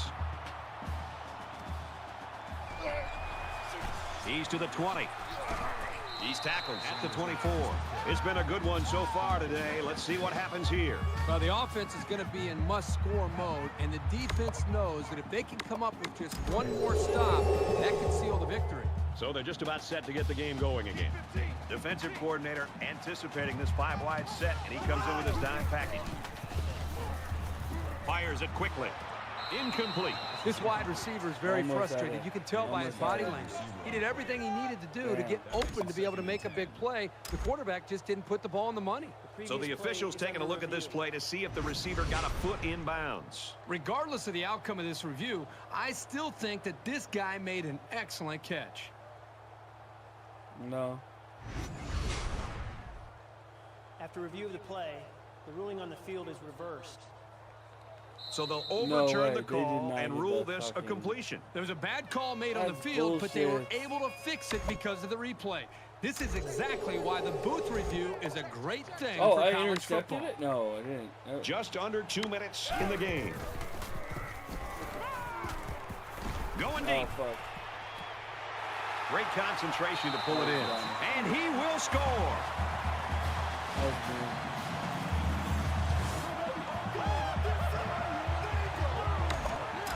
They'll go for 2 in this situation.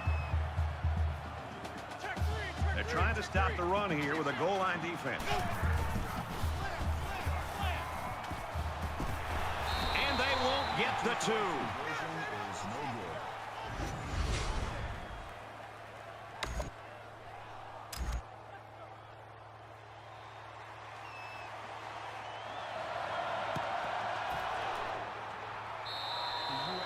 The Rebels are on a roll right now, an absolute roll. 21 straight points, and the defense has no answer for them.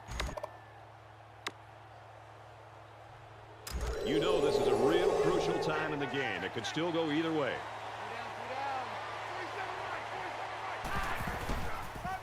He's got the corner. Here's an opening. Knocked out of bounds around the 24-yard line. That's good for a gain of 23 yards. First down.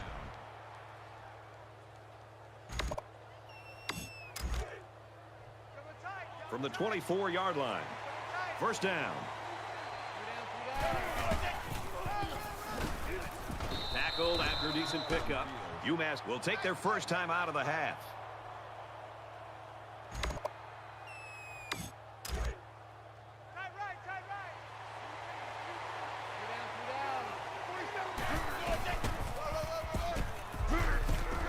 Nice run, and he's brought down. UMass is going to have to use their second time out of the half. First down.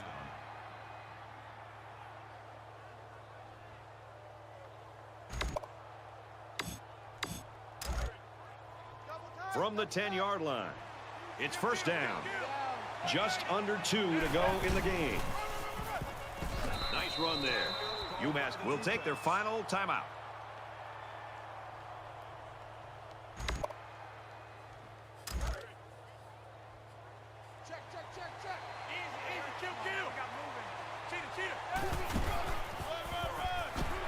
He's tackled around the 2-yard line. He gains a couple of yards on the carry.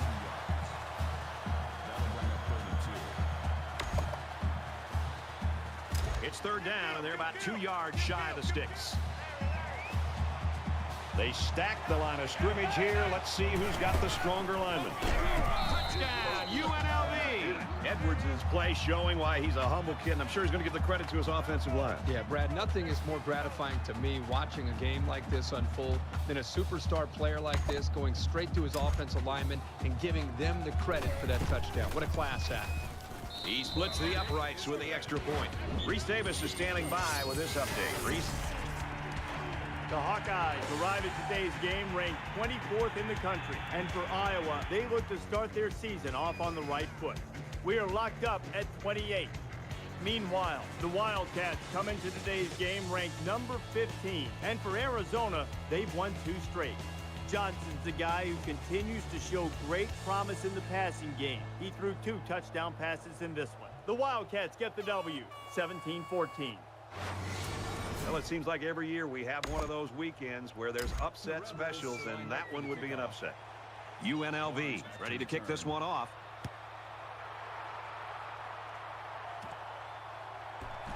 He's to the 20.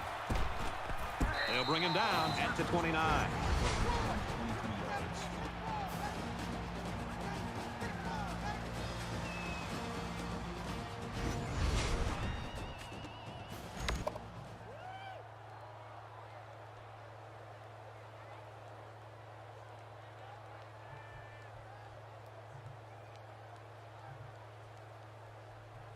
Let's find out if the defense has made any adjustments after giving up a touchdown on that last drive. I think the defense right now is just sitting back on their heels. They're allowing the offense to kind of dictate things to them. And one thing is that any defensive coordinator will tell you in the country is you have to be the one trying to dictate things to the offense. So change it up. Try something different. If it's not working, you can't continue to sit back on your heels. And he stops the clock with a spike. Third down. So it's third down, and they've got about 2 yards to go. Under a minute left in the game.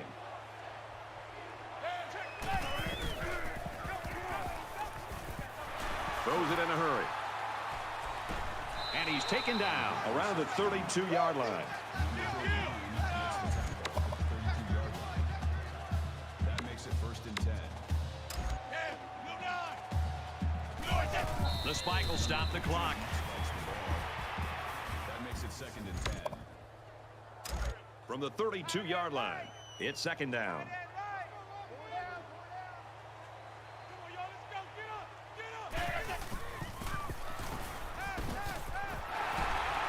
And he's tackled around the 10-yard line.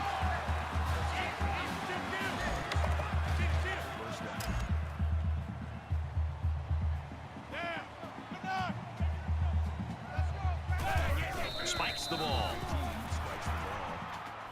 That makes it 2nd and 10. So it's 2nd and 10. 10 yards to the end zone.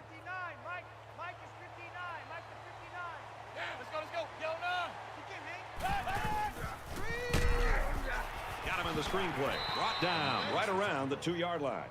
Call it a gain of 8 yards. That'll bring up 3rd and 2.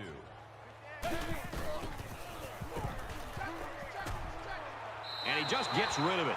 Brad, I just think this quarterback's got to do a much better job of being able to read that defense and make quicker decisions. And especially when the defense starts to get pressure, you've got to either get rid of that football or check it down or take off and run with it. Quick strike, tight end, and that's a touchdown.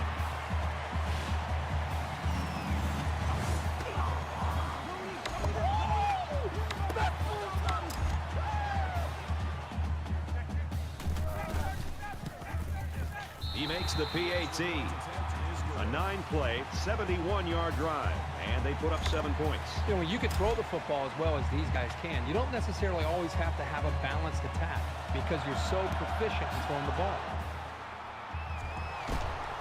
Brought down at the 36-yard line. The onside kick.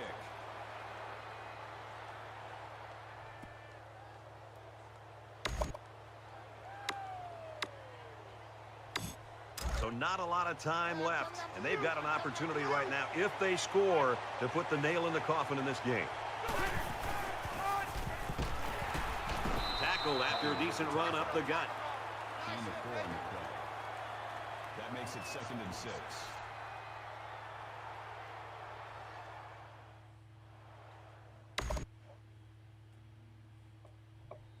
The Rebels are going to call their second timeout.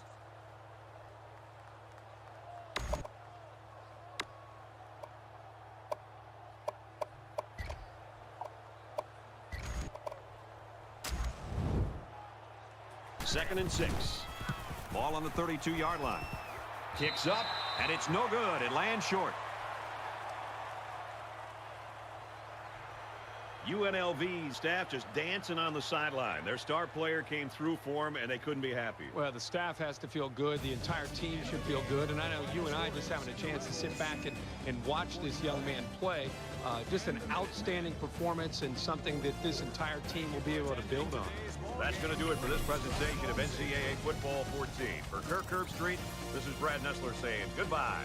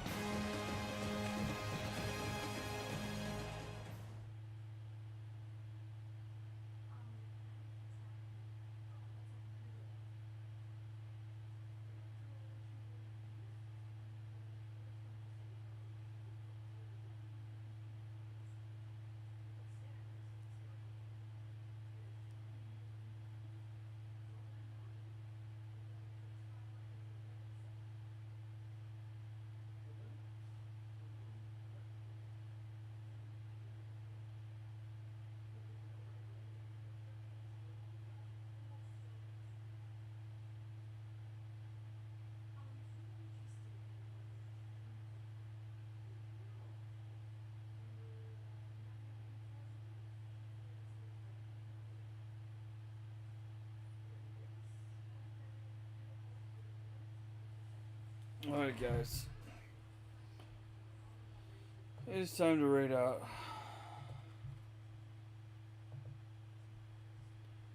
I'm gonna go raid my boy. Raided him last night before when we were doing our podcast because it was his birthday. But let's raid him. He's playing some NBA. Let's raid T-Clink again. Oh wait, no. Let's see who else is on. I don't know, maybe T-Clink will work. I don't know. There's King. Anyone else playing? Never mind, he's passed out. Who else is playing?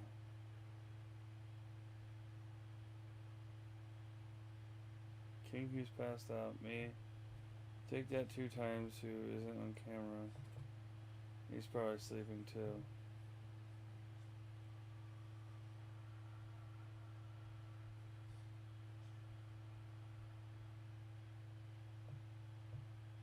So let's see. What else is live?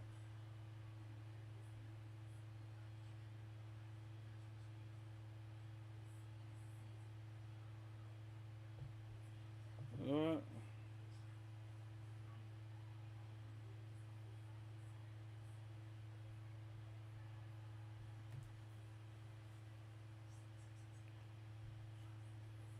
Nah. Golf is alright.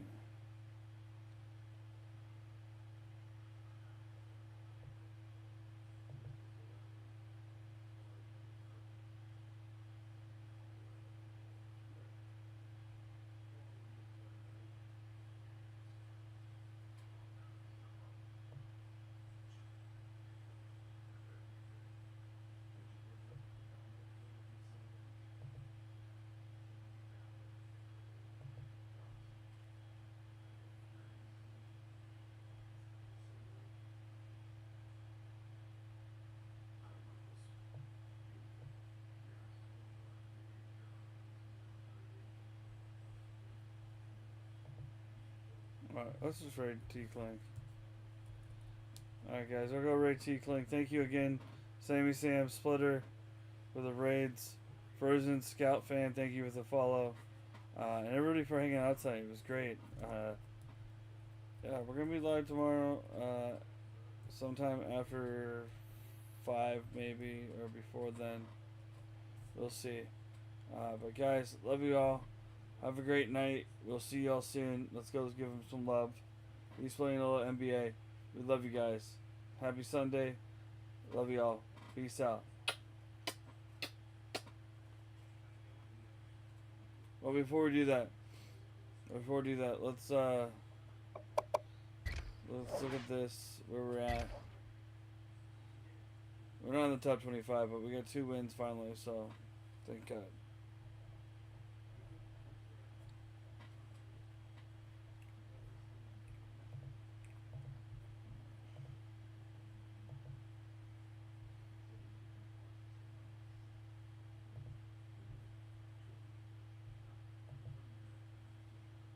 FCS East Southeast lost.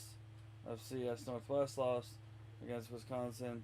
ECF lost to Penn State. Clemson won against FCS East. Mexico State lost to Ole Miss, and Virginia lost to UConn. We had 4 interceptions. We won the game by 5. Oh yeah, let's go. That's what we do. 20 first downs, 151 rushing, 365 passing. They had ball longer than us. There's the players of the games. Look at that. Our halfback and corner, and then their middle linebacker and QB. But love you guys. You guys have a great night. See you tomorrow. Peace out. Much love.